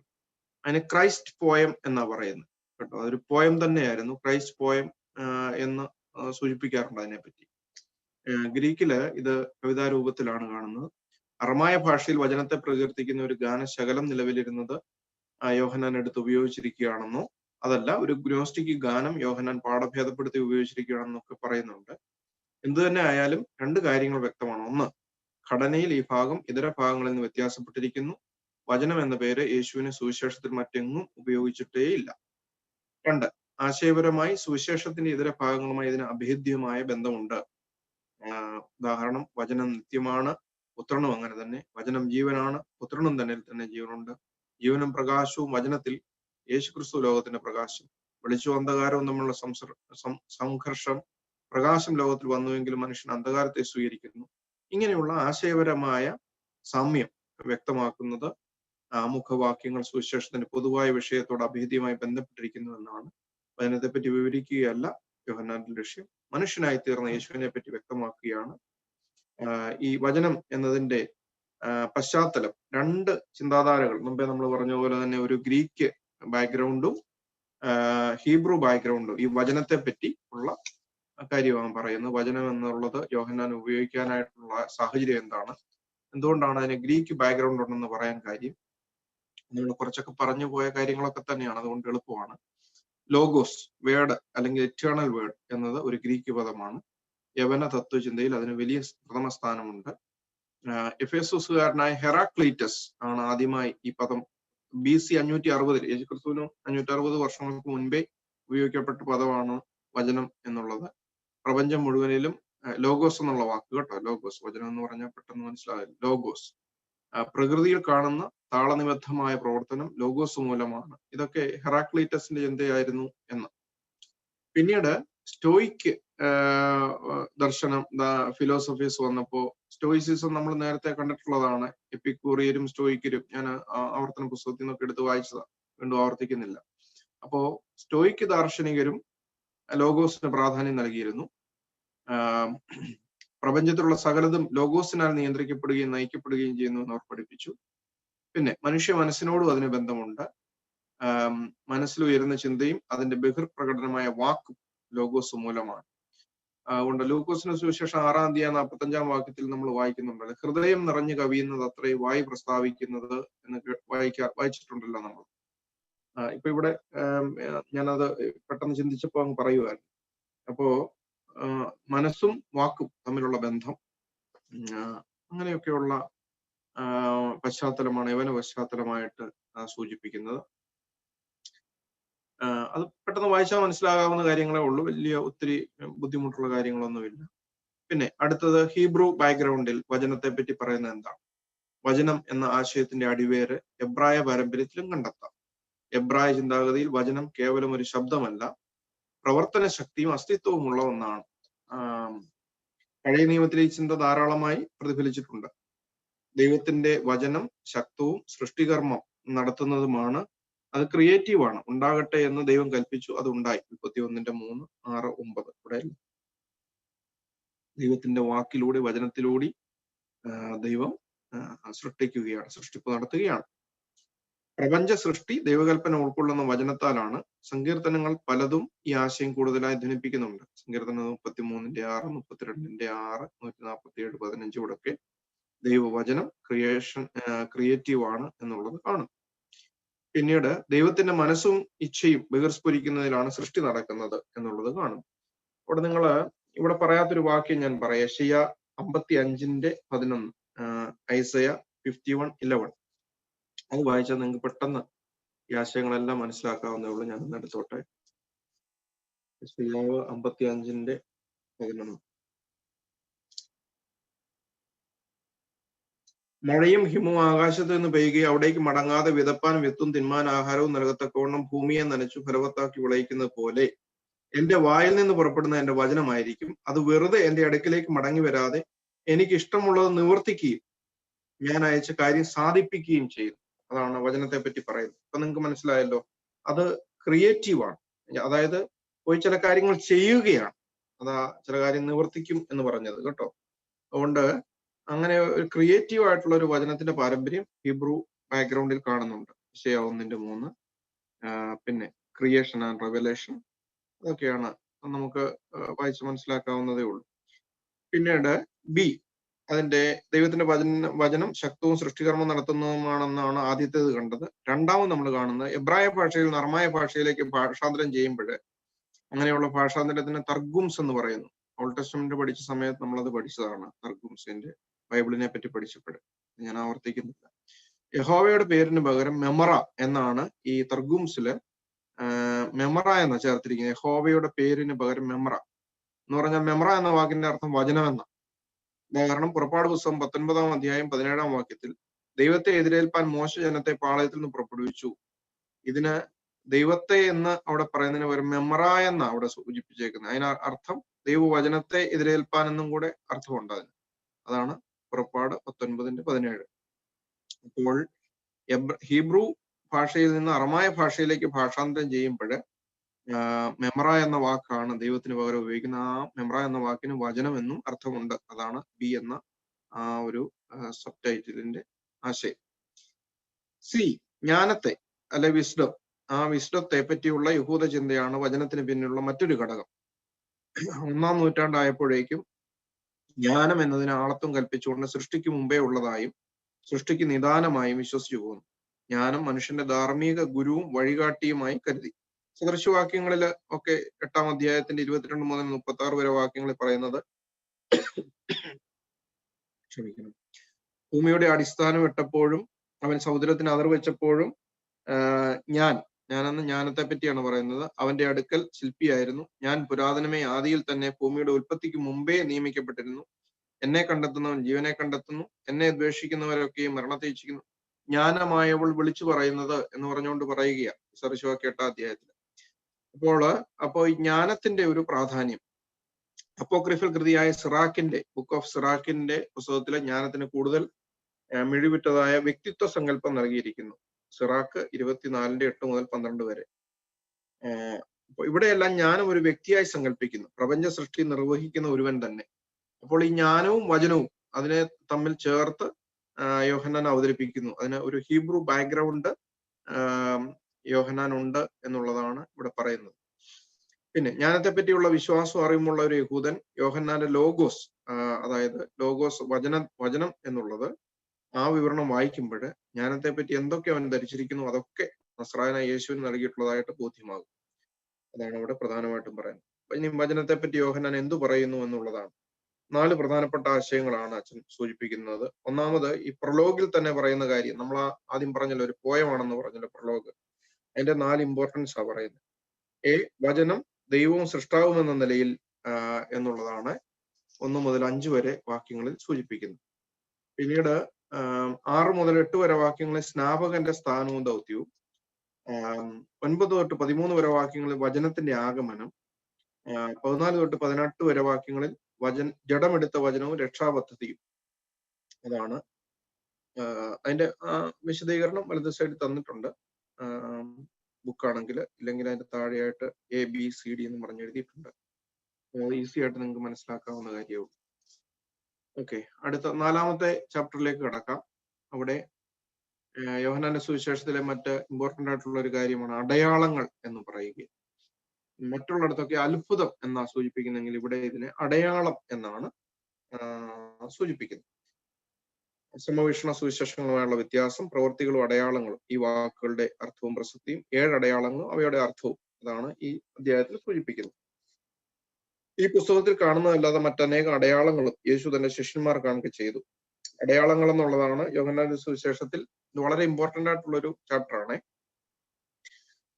എങ്കിലും യോഹന്നാൻ പ്രത്യേക ലക്ഷ്യത്തോടെ യേശു ചെയ്ത അനവധി അടയാളങ്ങളിൽ നിന്ന് സുവിശേഷത്തിന്റെ ആദ്യ ഭാഗത്ത്, അതായത് 2 മുതൽ 12 വരെ അധ്യായങ്ങളിൽ 7 എണ്ണം മാത്രം അവതരിപ്പിച്ചിരിക്കുന്നു.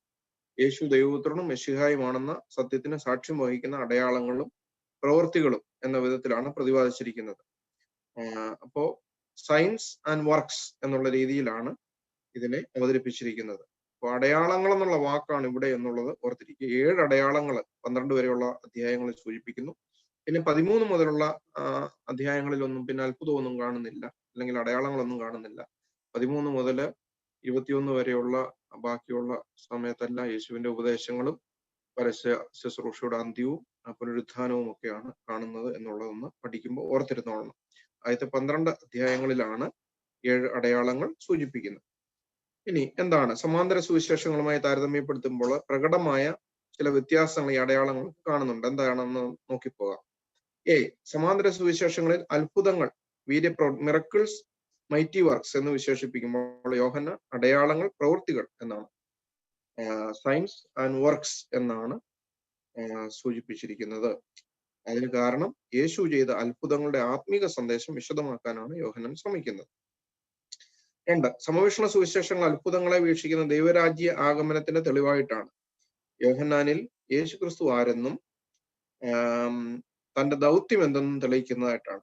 Kingdom of God, mission of Jesus Christ, അതാണ് യോഹന്നാന്റെ സുവിശേഷത്തിൽ സൂചിപ്പിക്കുന്ന പ്രധാനപ്പെട്ട കാര്യം. 3. സമവേഷണ സുവിശേഷങ്ങളിൽ സാത്താന്റെ ആധിപത്യത്തിൽ നിന്ന് മനുഷ്യനെ വിമോചിപ്പിക്കുന്നതിന്റെ അടയാളമാണ് അത്ഭുതങ്ങൾ. അതുകൊണ്ട് എക്സോർസിസം ആ സുവിശേഷങ്ങൾ വളരെയുണ്ട്. യോഹന്നാനിൽ ഒന്നുപോലുമില്ല. കാരണം യോഹന്നാന്റെ ലക്ഷ്യം വ്യത്യസ്തമാണ്. No exorcism in John. അതൊരു മറ്റൊരു വ്യത്യാസമാണ് സമവേഷണ സുവിശേഷങ്ങളുമായിട്ട് ഈ അടയാളങ്ങൾക്കുള്ള വ്യത്യാസം. സമവേഷണ സുവിശേഷങ്ങളിൽ അത്ഭുത പ്രവൃത്തികൾ നടക്കുന്നതിന് വിശ്വാസം ആദ്യമേ ഉണ്ടായിരിക്കണം. അതായത് മത്തായി, മർക്കോസ്, ലൂക്കോസിൽ ആദ്യം വിശ്വാസം, പിന്നെ അത്ഭുതം. എന്നാൽ ഇവിടെ പറയുന്നത് ഈ അടയാളങ്ങൾ വിശ്വാസത്തിലേക്ക് നയിക്കുന്നതായിട്ടാണ് യോഹന്നാന്റെ സുവിശേഷത്തിൽ നമ്മൾ കാണുന്നത്. അവൻ കണ്ട അത്ഭുതങ്ങൾ മൂലം അനേകർ അവരിൽ വിശ്വസിച്ചു എന്ന് 14 അധ്യായം 11 വാക്യത്തിൽ വായിക്കുന്നത് പോലെ ഈ അടയാളങ്ങൾ അവരെ വിശ്വാസത്തിലേക്ക് നയിക്കുകയാണ്.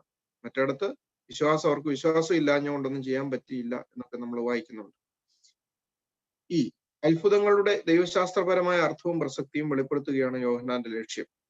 ഇവിടെ അതിന്റെ തിയോളജി എന്താണ്, അതിന്റെ തിയോളജി എന്നുള്ളത് യോഹന്നാന് സൂചിപ്പിക്കുന്നുണ്ട്.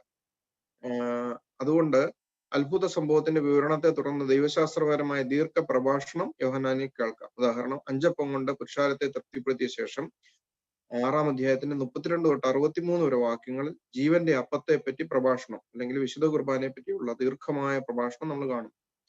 ലാസറിനെ ഉയർപ്പിക്കുമ്പോൾ അധ്യായം 11 യേശു പുനരുദ്ധാനവും ജീവനവും ആകുന്നു എന്ന വിഷയത്തെപ്പറ്റി ദീർഘമായ കാര്യങ്ങൾ, അതൊക്കെ നമ്മൾ ഇതിനകത്ത് കാണുന്നുണ്ട്. അതുകൊണ്ട് ദൈവശാസ്ത്ര തിയോളജി എക്സ്പ്ലെയിൻ ചെയ്യാനായിട്ടാണ് യോഹന്നാന്റെ ലക്ഷ്യം എന്നുള്ളത് കാണും. എന്നാൽ സമവേഷണ സുവിശേഷങ്ങൾ ഇങ്ങനെയുള്ള വ്യാഖ്യാന വിവരണങ്ങൾ അധികമായി കാണുന്നില്ല. മേൽപ്പറഞ്ഞ വ്യത്യാസങ്ങൾക്ക് അമിത പ്രാധാന്യം നൽകേണ്ടതില്ല. സുവിശേഷകന്മാർ തങ്ങളുടെ വീക്ഷണത്തിലും ലക്ഷ്യത്തിലും വ്യത്യാസം പാലിക്കുന്നു എന്ന് മാത്രം കരുതിയാൽ മതി. അടയാളങ്ങളും പ്രവൃത്തികളും. യോഹന്നാൻ ഉപയോഗിച്ചിട്ടുള്ള ഈ വാക്കുകളുടെ പശ്ചാത്തലവും അർത്ഥവ്യാപ്തി അറിഞ്ഞിരിക്കേണ്ടതാണ്. അടയാളങ്ങൾ സെമേയ്യ എന്നാണ് ഗ്രീക്ക് വാക്ക്.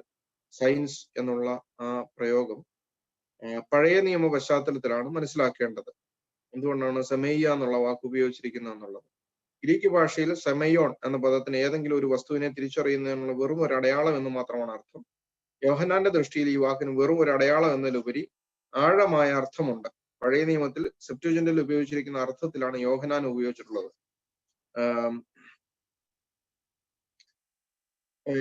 ഹീബ്രു വാക്ക്, അതിന് സെപ്റ്റുജന്റിൽ ഉപയോഗിച്ചിരിക്കുന്ന ഹീബ്രു വാക്ക് മൗഫേത്ത് എന്നുള്ളത്. അച്ഛൻ എഴുതിയിട്ടില്ല, ഞാൻ സൂചിപ്പിച്ചു എന്നുള്ളതേ ഉള്ളൂ. മൗഫേത്ത് എന്നുള്ള വാക്ക്. അപ്പൊ അതിന് കുറച്ചുകൂടെ ഡീപ്പ് മീനിങ് ആവുള്ളത്. ജസ്റ്റ് ഒരു ചെറിയൊരു സിമ്പൽ എന്നുള്ള രീതിയിലല്ല, സൈൻ എന്ന് പറയുമ്പോൾ അതിന് വളരെ ആഴമായ അർത്ഥമുണ്ട്. മനസ്സിലാകണമെങ്കിലേ പെട്ടെന്ന് നമുക്ക് അതറിയാവുന്നതേ ഉള്ളൂ. ഇപ്പോ നാട്ടിൽ താമസിക്കുന്നവര് ഇപ്പൊ മണർകാട് കവലയിൽ ചെല്ലുന്നു, ബൈക്ക് ഓടിച്ച് മണർകാട് കവല ചെല്ലുന്നു. അവിടുന്ന് മണർകാട്ട് നിന്ന് കോട്ടയത്തിന് 5 കിലോമീറ്റർ അല്ലെ എവിടെയെങ്കിലും ഒരു സെൻട്രലാകട്ടെ, ഒരു പ്രധാന പട്ടണത്തിലേക്ക് പോകുന്നിടത്ത് ഒരു മയിൽക്കുറ്റി നിൽക്കുന്നു.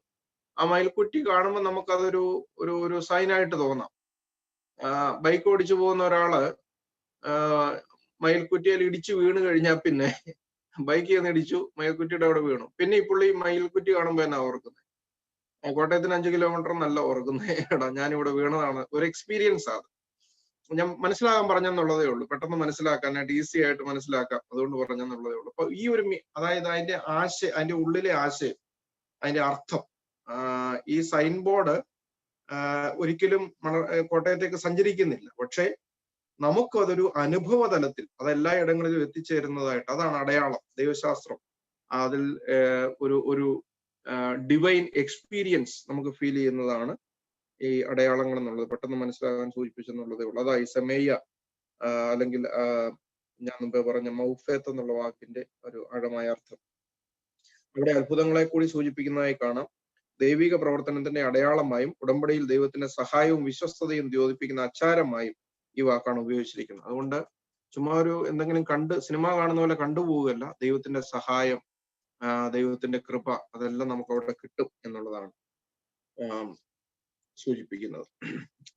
അതിന്റെ കുറച്ച് വിശദീകരണങ്ങളാണ് താഴേക്ക് പറയുന്നത്.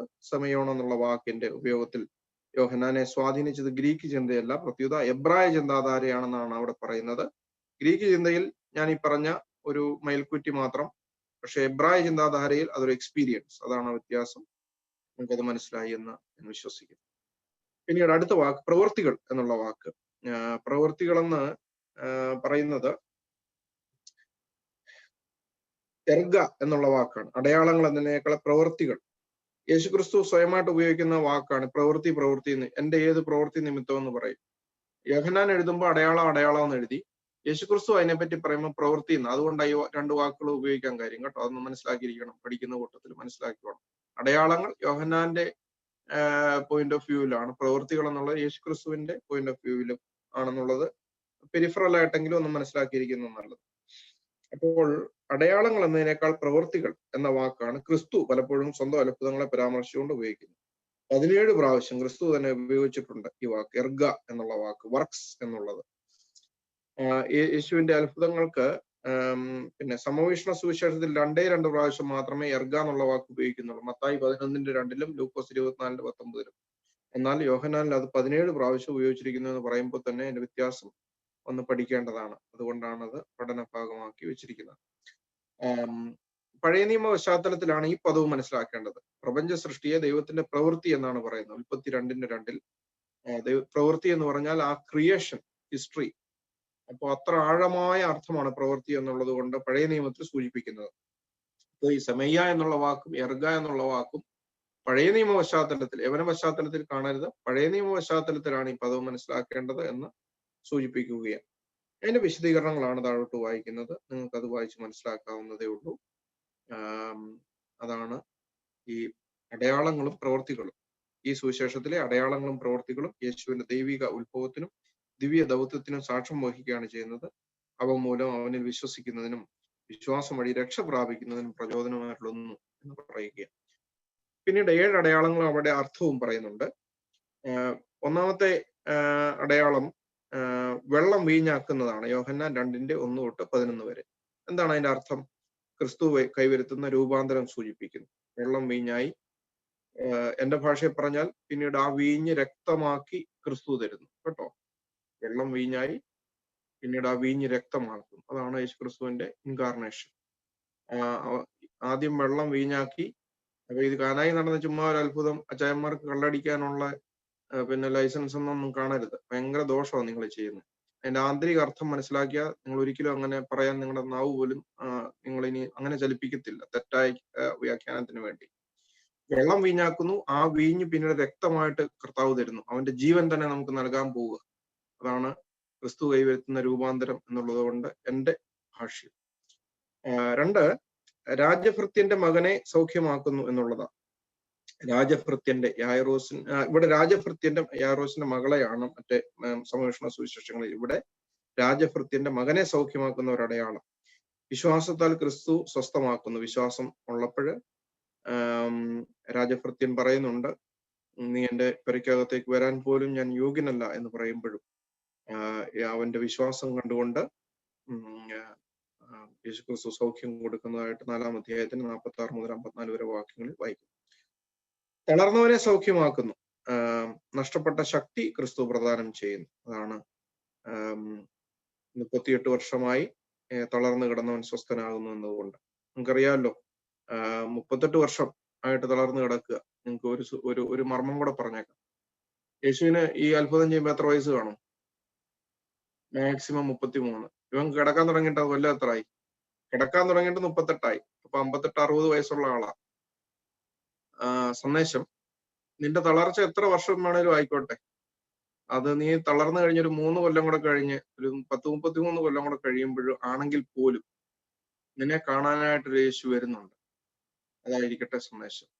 തളർന്നവനെ സൗഖ്യമാക്കുന്നു എന്ന് പറയുമ്പോൾ നിന്റെ പ്രശ്നം എത്ര പഴകിയതോ, എന്ത് പ്രശ്നങ്ങളാകട്ടെ, വിശ്വാസ സ്ഥിരത ഒരു വർഷം ഇറങ്ങി മലാഹമാര് വെള്ളം കലക്കി എനിക്ക് ഇറങ്ങാൻ പറ്റിയില്ലെന്ന് പറഞ്ഞ് എഴുന്നേറ്റ് പോകരുത്. നിന്നെ അവിടെ ഒന്നും ഇറങ്ങാതെ നിന്നെ അവിടുന്ന് രക്ഷപ്പെടുത്താൻ ഒരു ക്രിസ്തു മനുഷ്യാവതാരം ചെയ്തിട്ടുണ്ട്. അത് ഈ ക്രിസ്മസിന്റെ ഒരു സന്ദേശമായിട്ടും കൂടെ എടുത്തു. നിങ്ങളുടെ പ്രശ്നങ്ങൾ പരിഹരിക്കാൻ ഒരുവൻ ഉദയം ചെയ്യുന്നു എന്നുള്ളത്. 4, 5000 പോഷിപ്പിക്കുന്നത് 6-ാം അധ്യായത്തിന്റെ 4 മുതൽ 13 വരെ വാക്യങ്ങൾ. ക്രിസ്തു ജീവന്റെ അപ്പം, അതിനാൽ നാം ജീവിക്കുന്നു. 5, കടലിന്മേൽ നടക്കുന്നു. ക്രിസ്തു നമ്മുടെ വഴികാട്ടി. 6, പിറവിക്കുരുടനെ സൗഖ്യമാക്കുന്നു. ക്രിസ്തു ലോകത്തിന്റെ പ്രകാശം. 7, ലാസറിനെ ഉയർപ്പിക്കുന്നു. ക്രിസ്തു പുനരുത്ഥാനവും ജീവനും. ഇതിനകത്തെ പിന്നീട് നമ്മൾ പഠിക്കുന്നുണ്ട്, താഴോട്ട് നമ്മൾ പഠിക്കുന്നുണ്ട്. അതില് 4ഉം 5ഉം അത്ഭുതങ്ങൾ. 5 അപ്പം കൊണ്ട് 5000 പുഷ്ടിപ്പെടുത്തുന്നു. അതിന്റെ വിശദീകരണം താഴോട്ട് ഒന്ന് സ്ക്രോൾ ചെയ്താട്ടെ, കുറച്ചുകൂടെ താഴോട്ട്. 4 and 5 എന്ന് എഴുതിയേക്കുന്ന അടുത്ത സബ് ടൈറ്റിലേക്ക് നമുക്കൊന്ന് പോകാം. 5 അപ്പം കൊണ്ട് 5000 പുഷ്ടിപ്പെടുത്തുന്നതും കടലിന്മേൽ നടക്കുന്നതും അതിന്റെ വിശദീകരണം താഴെ പറയുന്നുണ്ട്. താഴോട്ട് താഴോട്ട് താഴോട്ട് മോർ മോർ മോർ മോർ. ഇനിയും പോട്ടെ അടുത്തത് അത് തന്നെ 4ഉം 5ഉം. 4ഉം 5ഉം. 5 അപ്പം കൊണ്ട് 5000 പേരെ പുഷ്ടിപ്പെടുത്തുന്നു. അതിനുശേഷം കടലിന്മേൽ നടക്കുന്നു. സന്ദേശം പറയാൻ വേണ്ടിയാ. എന്താന്ന് ചോദിച്ചാല് അപ്പം കൊണ്ട് 5000 പേരെ താഴോട്ട് ഇച്ചിരൂടെ ഒന്ന് നാലും കൂടെ ഒന്ന് കാണത്തക്കോണം എല്ലാവർക്കും. മതി 5 അപ്പം കൊണ്ട് 5000 പുഷ്ടിപ്പെടുത്തുന്നു. താഴത്തേത് 5-ാമത്തേത് കടലിന്മേൽ നടക്കും. നിങ്ങൾ കണ്ടല്ലോ. അപ്പൊ 5 അപ്പം കൊണ്ട് 5000 പേരെ പുഷ്ടിപ്പെടുത്തുക എന്ന് പറഞ്ഞാൽ അതിന്റെ അർത്ഥം സിംപ്ലി അപ്പത്തിന്മേൽ യേശു ക്രിസ്തുവിന് അധികാരമുണ്ട് എന്നുള്ളതാണ്. ഇനി 5-ാമത്തെ കാര്യത്തിൽ കടലിന്മേൽ നടക്കുന്നു എന്ന് പറഞ്ഞാൽ തന്റെ ശരീരത്തിന്മേലും യേശുവിന് അധികാരമുണ്ട്. 1, അപ്പത്തിന്മേൽ യേശുവിന് അധികാരമുണ്ട്. 2, കടലിന്മേൽ നടക്കുന്നു എന്ന് പറഞ്ഞാൽ തന്റെ ശരീരത്തിനും മേലും യേശുവിന് അധികാരമുണ്ട്. പിന്നീട് നമ്മൾ ഈ 6-ാം അധ്യായത്തിന്റെ ഏറ്റവും അവസാനം നമ്മൾ പഠിച്ചു തീർക്കുന്ന അതാ വിശുദ്ധ കുർബാനയെ പറ്റി വിശദീകരിക്കുന്ന ഈ 5 അപ്പം കൊണ്ട് 5000 പേരെ പോഷിപ്പിച്ചതിന് ശേഷം യേശു ക്രിസ്തു ജനത്തോട് ഈ കടലിന്മേൽ നടന്നതിന് ശേഷം യേശു ക്രിസ്തു ജനത്തോട് പറയുന്ന കാര്യം നിങ്ങൾ വിശുദ്ധ കുർബാന അനുഭവിക്കണമെന്നുള്ളതാണ്. അപ്പോൾ അപ്പത്തിന്മേൽ അധികാരമുള്ളവൻ, ശരീരത്തിന്മേൽ അധികാരമുള്ളവൻ കൈകളിൽ അപ്പം എടുത്തു പറഞ്ഞു ഇതെന്റെ ശരീരമാണ് എന്ന് പറഞ്ഞാൽ അങ്ങനെ തന്നെ. അതിന് പിന്നെ അപ്പുറം ഇപ്പുറം സംശയമൊന്നുമില്ല. മനസ്സിലായി? ഇത് ചേർത്ത് പഠിക്കുമ്പോൾ. ഓക്കെ. 6-ാമത്തേത് പിറവിക്കുരുടനെ സൗഖ്യമാക്കുന്നു. യേശു ക്രിസ്തു ലോകത്തിന് വെളിച്ചമാകുന്നു എന്ന സത്യം. 7, ലാസറിനെ ഉയർപ്പിക്കുന്നു. സ്തമവിഷണ സുവിശേഷങ്ങളില് ഇതിനെപ്പറ്റി പറയുന്നൊന്നുമില്ല. ലാസർ അതിന്റെ വിശദീകരണങ്ങളൊക്കെ അച്ഛൻ സൂചിപ്പിക്കുന്നുണ്ടെങ്കിൽ ഞാൻ അതിന് നിങ്ങൾക്ക് മനസ്സിലാകാൻ വേണ്ടി ഒരു കാര്യം പറയാം. നമ്മുടെ പുനരുത്ഥാനത്തെ പറ്റിയുള്ള ചിന്താഗതിയിൽ നമുക്ക് ഒരു ശരീരം കർത്താവ് നൽകും എന്ന് പറയുന്നുണ്ടല്ലോ. അതിനൊരു നിങ്ങൾക്കൊരു വിശദീകരണം വേണമെന്നുണ്ടെങ്കിൽ അതിന് ഒരു സബ്റ്റിൽ ബോഡിയെ പറ്റി, എത്തറിക് ബോഡിയെ പറ്റിയാണ് അവിടെ പറയുന്നത് കേട്ടോ. Imperishable, glorious, powerful and spiritual body. അതാ resurrected body of Jesus Christ. ഞാൻ എന്തിനാ ഇത് പറയുന്നതെന്ന് ചോദിച്ചാൽ ലാസറിനെ രണ്ടാമത് ഉയർപ്പിച്ചപ്പോഴും ആ ഒരു റിസറക്റ്റഡ് ബോഡി അല്ല കിട്ടിയത്. ലാസർ രണ്ടാമത് മരിച്ചു. നമുക്ക് പുനരുത്ഥാനത്തിന് ശേഷം നമുക്ക് തരുന്ന ശരീരം എന്ന് പറയുന്നത് ദൈവം അതിന്മേൽ അധികാരമുള്ളവനാണെന്ന്, ജീവന്റെ മേലും മരണത്തിന്മേലും അധികാരം ഉണ്ടെന്ന് പറയുമ്പോൾ അവൻ നമുക്ക് പുതിയൊരു ശരീരം തരുമെന്ന് പറഞ്ഞാൽ നിങ്ങളൊന്ന് മനസ്സിലാക്കിയിരിക്കാൻ വേണ്ടി പറയുക. ഒരു വാതിൽ അടച്ചിരിക്കെ എങ്ങനെ അകത്ത് വന്ന് നിൽക്കാൻ പറ്റുമോ യേശു ക്രിസ്തുവിന്? അതാണ് റിസറക്റ്റഡ് ബോഡി എന്ന് പറയുന്നത്. അതൊരു ബോഡിയാണ്. അത് കാണാനും സ്പർശിക്കാനും ഒക്കെ സാധിക്കുന്നതാണ്. പക്ഷെ അത് സാധാരണ ശരീരമല്ല. അതിനപ്പുറമായിട്ടുള്ള വലിയ ഇമ്പോർട്ടൻസ് ഉള്ളത്. അതിനാണ് ഓരോ വിത്തിനും അതതിന് 1 കൊരിന്ത്യർ 15-ാം അധ്യായത്തിൽ ഓരോ വിത്തിനും അതതിന്റെ ശരീരം നൽകുന്നു എന്ന് പൗലോസ് പറയുന്നത്. അത് മറ്റൊരു വിഷയമാണ്. ഞാനെങ്കിലും സൂചിപ്പിച്ചു എന്ന് മാത്രമേ ഉള്ളൂ. അപ്പോ ഇങ്ങനെ മരണത്തിനപ്പുറമായിട്ടുള്ള ആ ഒരു ശരീരം, അതാണ് മത്തായിയുടെ സുവിശേഷം 27-ാം അധ്യായം 51 മുതലുള്ള വാക്യങ്ങളിൽ നമ്മൾ വായിക്കുന്നുണ്ട്. അവന്റെ പുനരുത്ഥാനത്തിന് ശേഷം വിശുദ്ധന്മാരുടെ മൃതശരീരങ്ങൾ പലതും കല്ലറകളെ വിട്ടു. അവന്റെ പുനരുത്ഥാനത്തിന് ശേഷം വിശുദ്ധ നഗരത്തിൽ വന്ന അനേകർക്ക് പ്രത്യക്ഷമായി എന്നൊക്കെ വായിക്കുമ്പോൾ അത് പഠിക്കുന്നവരായതുകൊണ്ട് ഞാൻ ഈ ആശയം കൂടി ഒന്ന് സൂചിപ്പിച്ചു വെച്ചു എന്നുള്ളതേ ഉള്ളൂ. ആകട്ടെ, 5-ാം അധ്യായം മാളികയിൽ ചെയ്ത പ്രഭാഷണത്തെ പറ്റിയാണ് അവിടെ സൂചിപ്പിക്കുന്നത്. മാളികയിൽ ചെയ്ത പ്രഭാഷണത്തെ പറ്റി പറയുമ്പോൾ പ്രഭാഷണ പശ്ചാത്തലം, സംഭാഷണ ലക്ഷ്യം, മരണവും പുനരാഗമനവും, യേശു അനുഗാമികളും തമ്മിലുള്ള ബന്ധം, മഹാപുരോഹിത പ്രാർത്ഥന. സത്യത്തിൽ അവിടെ ഒത്തിരി വിശദീകരണത്തിന്റെ ആവശ്യമില്ല. 13-ാം അധ്യായം 12 വരെയുള്ള അധ്യായങ്ങളാണ് നമ്മളിപ്പോ ഇതുവരെ കണ്ടത്. ഈ 4 അധ്യായങ്ങളിൽ ആദ്യത്തെ 4 ചാപ്റ്ററിൽ കണ്ടത്. ഇനി 5ഉം 6ഉം ചാപ്റ്ററില് 13 മുതൽ ഉള്ള 21 വരെയുള്ള അധ്യായങ്ങളെ പറ്റിയുള്ള വിശദീകരണം. അതിനകത്ത് മാളികയിൽ ചെയ്ത പ്രഭാഷണമാണ് പ്രധാനമായിട്ട് ഇതിനകത്ത് പറയുന്നത്. എങ്കിലും 13-ാം അധ്യായത്തിൽ അത്താഴത്തെ തുടർന്നുള്ള സംഭാഷണം എന്നവിടെ പറയുമ്പോൾ അതിന്റെ ഇപ്പുറത്ത് 13 എന്നൊരു നമ്പർ ഇട്ട് വെക്കുന്നത് നല്ലതാണത്. പെസഹായുടെ പെരുന്നാൾ ആചരിക്കുമ്പോൾ കുടുംബത്തിന്റെ തലവൻ പൂർവ്വകാല ചരിത്രത്തിലേക്ക് തിരിഞ്ഞു നോക്കി ദീർഘമായ പ്രഭാഷണം നടത്താറുണ്ട്. അത് നിങ്ങൾക്ക് വായിച്ച് മനസ്സിലാക്കാവുന്നതേ ഉള്ളൂ. ക്രിസ്തു പറഞ്ഞ സകലതും ഉപദേശിച്ചു കൊടുത്ത് പരിശുദ്ധാത്മ പ്രേരണയാലും യോഹന്നാന് അത് എഴുതുന്നു.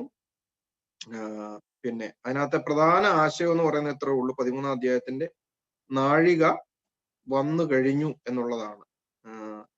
12-ാം അധ്യായം വരെ നാഴിക വരും എന്ന് പറഞ്ഞു. 13-ാം അധ്യായത്തിൽ പറഞ്ഞു നാഴിക വന്നു കഴിഞ്ഞു എന്ന് സുവിശേഷകൻ സമർത്ഥിക്കുകയാണ്. അതാണ് 13-ാം അധ്യായത്തിന് പ്രാധാന്യം. പിന്നീട് അടുത്തത് 2-3 ഖണ്ഡികകൾ താഴോട്ട് പോയിട്ട് ക്രിസ്തുവിന്റെ മരണവും പുനരാഗമനവും എന്ന് താഴെ കാണുന്നുണ്ട്. അതാണ് 14-ാം അധ്യായം. അവിടെ യേശു ക്രിസ്തുവിന്റെ മരണം, പിന്നെ രണ്ടാമത്തെ വരവ്. ഞാൻ നിങ്ങളെ അനാഥരായിട്ട് വിടത്തില്ല, ഞാൻ പോയി എൻ്റെ പിതാവിന്റെ പക്കൽ അനേക വാസസ്ഥലങ്ങളൊക്കെ ഉണ്ടെന്ന് പറയുന്ന കാര്യം, ഞാൻ വീണ്ടും നിങ്ങളുടെ അടുക്കൽ നിങ്ങളെ ചേർത്ത് കൊള്ളാൻ വീണ്ടും വരും, സെക്കൻഡ് കമ്മിങ്ങിനെ പറ്റിയൊക്കെ പറയുന്ന കാര്യമാണ് 14-ാം അധ്യായം. പിന്നീട് 15, 16 അധ്യായങ്ങളിൽ യേശുവും ശിഷ്യന്മാരും തമ്മിലുള്ള ബന്ധമാണ് സൂചിപ്പിക്കുന്നത്. വർത്തമാനകാല അനുഭവത്തിലേക്ക് ശ്രദ്ധയെ ക്ഷണിച്ചുകൊണ്ട് വിശ്വാസികളും ക്രിസ്തുവും തമ്മിലും സഭയും കർത്താവും തമ്മിലുമുള്ള ബന്ധത്തെ പറ്റി വ്യക്തമാക്കുകയാണ്. പഴയ നിയമത്തിൽ പരിചിതമായ മുന്തിരിച്ചെടിയുടെ ദൃഷ്ടാന്തം 15-ാം അധ്യായം നിങ്ങൾക്ക് അറിയാലോ. Abide in me and I will abide in you എന്ന് പറയുന്ന കാര്യം. നിങ്ങൾ ഞാൻ സാക്ഷാൽ മുന്തിരി വള്ളിയും എൻ്റെ പിതാവ് തോട്ടക്കാരനുമാകുന്നു എന്ന ഉള്ള കാര്യം. തെറ്റിച്ച് എൻ്റെ പിതാവ് തോട്ടക്കാട്ടുകാരനാണെന്നൊന്നും വായിച്ചേക്കരുത് കേട്ടോ. തമാശ പറഞ്ഞെന്നേ ഉള്ളൂ. ഓർക്കുവാണെങ്കിൽ ഒന്ന് ഓർത്ത്. ഓക്കെ, അപ്പോ എൻ്റെ പിതാവ് തോട്ടക്കാരനുമാകുന്നു. ആ മുന്തിരി വള്ളിയുമായിട്ടുള്ള ബന്ധം അതാണ് 15-ാം അധ്യായത്തിൽ പറയുന്നത്. അതിന്റെ വലിയ വിശദീകരണങ്ങൾക്കൊന്നും ആവശ്യമില്ല അവിടെ. പിന്നീട് 17-ാം അധ്യായത്തിലെ മഹാപുരോഹിത പ്രാർത്ഥന. അവിടെ ഈ 14, 16 അധ്യായങ്ങളില് പരിശുദ്ധാത്മാവ് വരുന്ന കാര്യം കൂടെ പറയുന്നുണ്ട്. അത് ഇമ്പോർട്ടന്റ് കേട്ടോ. 14, 16 അധ്യായങ്ങളില് പരിശുദ്ധാത്മാവിനെ പറ്റിയുള്ള പ്രവർത്തനങ്ങളെ പറ്റിയും പറയുന്നുണ്ട്. അവിടെ ഏറ്റവും ഇമ്പോർട്ടന്റ് ആയിട്ട് 16-ാം അധ്യായത്തിൽ പറയുന്നത് പരിശുദ്ധാത്മാവ് വരുമ്പോൾ അവൻ പാപത്തെക്കുറിച്ചും നീതിയെക്കുറിച്ചും ന്യായവിധിയെക്കുറിച്ചും നിങ്ങൾക്ക് ബോധം നൽകുന്ന പരിശുദ്ധാത്മാവ് പാർക്കലീത്ത റൂഹായെ അയക്കുമ്പോൾ അത് വളരെ ഇമ്പോർട്ടന്റ് ആണ്. അതുപോലെ തന്നെ നമ്മുടെ, ഞാൻ അതങ്ങ് മിസ് ചെയ്ത് പോയേനെ, ഇപ്പൊ ഏതായാലും ദൈവം ഓർപ്പിച്ചു തന്നു, നമ്മുടെ the proceeding of Holy Spirit. നമ്മൾ പറയുന്നത് പിതാവിൽ നിന്ന് പുറപ്പെട്ട പിതാവിനോടും പുത്രനോടും കൂടെ വന്ദിക്കപ്പെട്ടു എന്നാണ് വിശ്വാസ പ്രമാണത്തിൽ പരിശുദ്ധാത്മാവിന്റെ പുറപ്പെടലിനെ പറ്റി പറയുന്നത്. ആ കത്തോലിക്ക വിശ്വാസ പ്രമാണത്തിൽ അവർ പറയുന്നത് പിതാവിൽ നിന്നും പുത്രനിൽ നിന്നും പുറപ്പെട്ടു എന്നുള്ളതാണ്. നമ്മുടെ ചിന്താഗതി അവരുടെ ദൈവശാസ്ത്രവും തമ്മിലുള്ള ഏറ്റവും പ്രധാനപ്പെട്ട വ്യത്യാസം ഒരെണ്ണം ഇതാണ് കേട്ടോ. മറ്റനേകം വ്യത്യാസങ്ങളുണ്ടെങ്കിലും പ്രധാനപ്പെട്ട ഒരു വ്യത്യാസം the proceeds from the father എന്നാണ് നമ്മൾ പറയുന്നത് ഹോളി സ്പിരിറ്റിനെ. കാരണം യേശുക്രിസ്തു പഠിപ്പിച്ചേക്കുന്നതാണ് എൻ്റെ പിതാവിൽ നിന്ന് പുറപ്പെടുന്ന പരിശുദ്ധാത്മാവ് എന്നാ യേശുക്രിസ്തു പറഞ്ഞേക്കുന്നത്. 16-ാം അധ്യായം വായിക്കുമ്പോൾ നിങ്ങളൊന്ന് വായിക്കാൻ സൂചിപ്പിച്ചെന്നുള്ളതേ ഉള്ളൂ. അപ്പോൾ അതാണ് ഇമ്പോർട്ടന്റ് ആണ്. 16-ാം അധ്യായം 14-ഉം 16-ഉം പരിശുദ്ധാത്മാവിന്റെ പുറപ്പെടലാണ്. പരിശുദ്ധാത്മാവിനെ പറ്റി പറയുന്ന കാര്യമാണ്. പരിശുദ്ധാത്മാവ് വരുമ്പോൾ ഹൽമ ഹൈസ്തയും ഒന്നുമല്ല പറയുന്നത്, നിഭാഷ പറയുക എന്നുള്ളതല്ല. പാപം, നീതി, ന്യായവിധി, ബോധം, പാപബോധം ഉണ്ടാകും പരിശുദ്ധാത്മാവ് വരുമ്പോൾ. അയ്യോ ഞാൻ പാപിയാന്നുള്ള ബോധം ഉണ്ടാകും. അതുണ്ടാക്കുന്നതാണ് പരിശുദ്ധാത്മാവ്.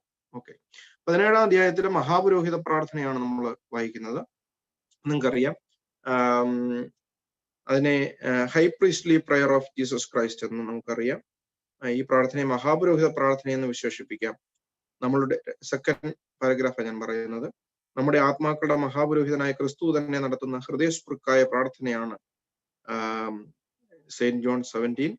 അത് നിങ്ങളൊന്ന് വായിച്ച് മനസ്സിലാക്കുന്നത് നല്ലതാണ്. ഈ പ്രാർത്ഥനയെ മഹാപുരോഹിത പ്രാർത്ഥന എന്ന് വിശേഷിപ്പിക്കാം. നമ്മുടെ ആത്മാക്കളുടെ മഹാപുരോഹിതനായ ക്രിസ്തു തന്നെ നടത്തുന്ന ഹൃദയസ്പൃക്കായ പ്രാർത്ഥനയാണ് ക്രിസ്തുവിന്റെ പ്രതിഷ്ഠാ പ്രാർത്ഥന, കോൺസിക്രേഷൻ പ്രയർ എന്നും വിളിക്കാറുണ്ട്. കാരണം ക്രിസ്തു സ്വയം പരമയാഗമായി പ്രതിഷ്ഠയ്ക്ക് അർപ്പിക്കുകയുമാണ്.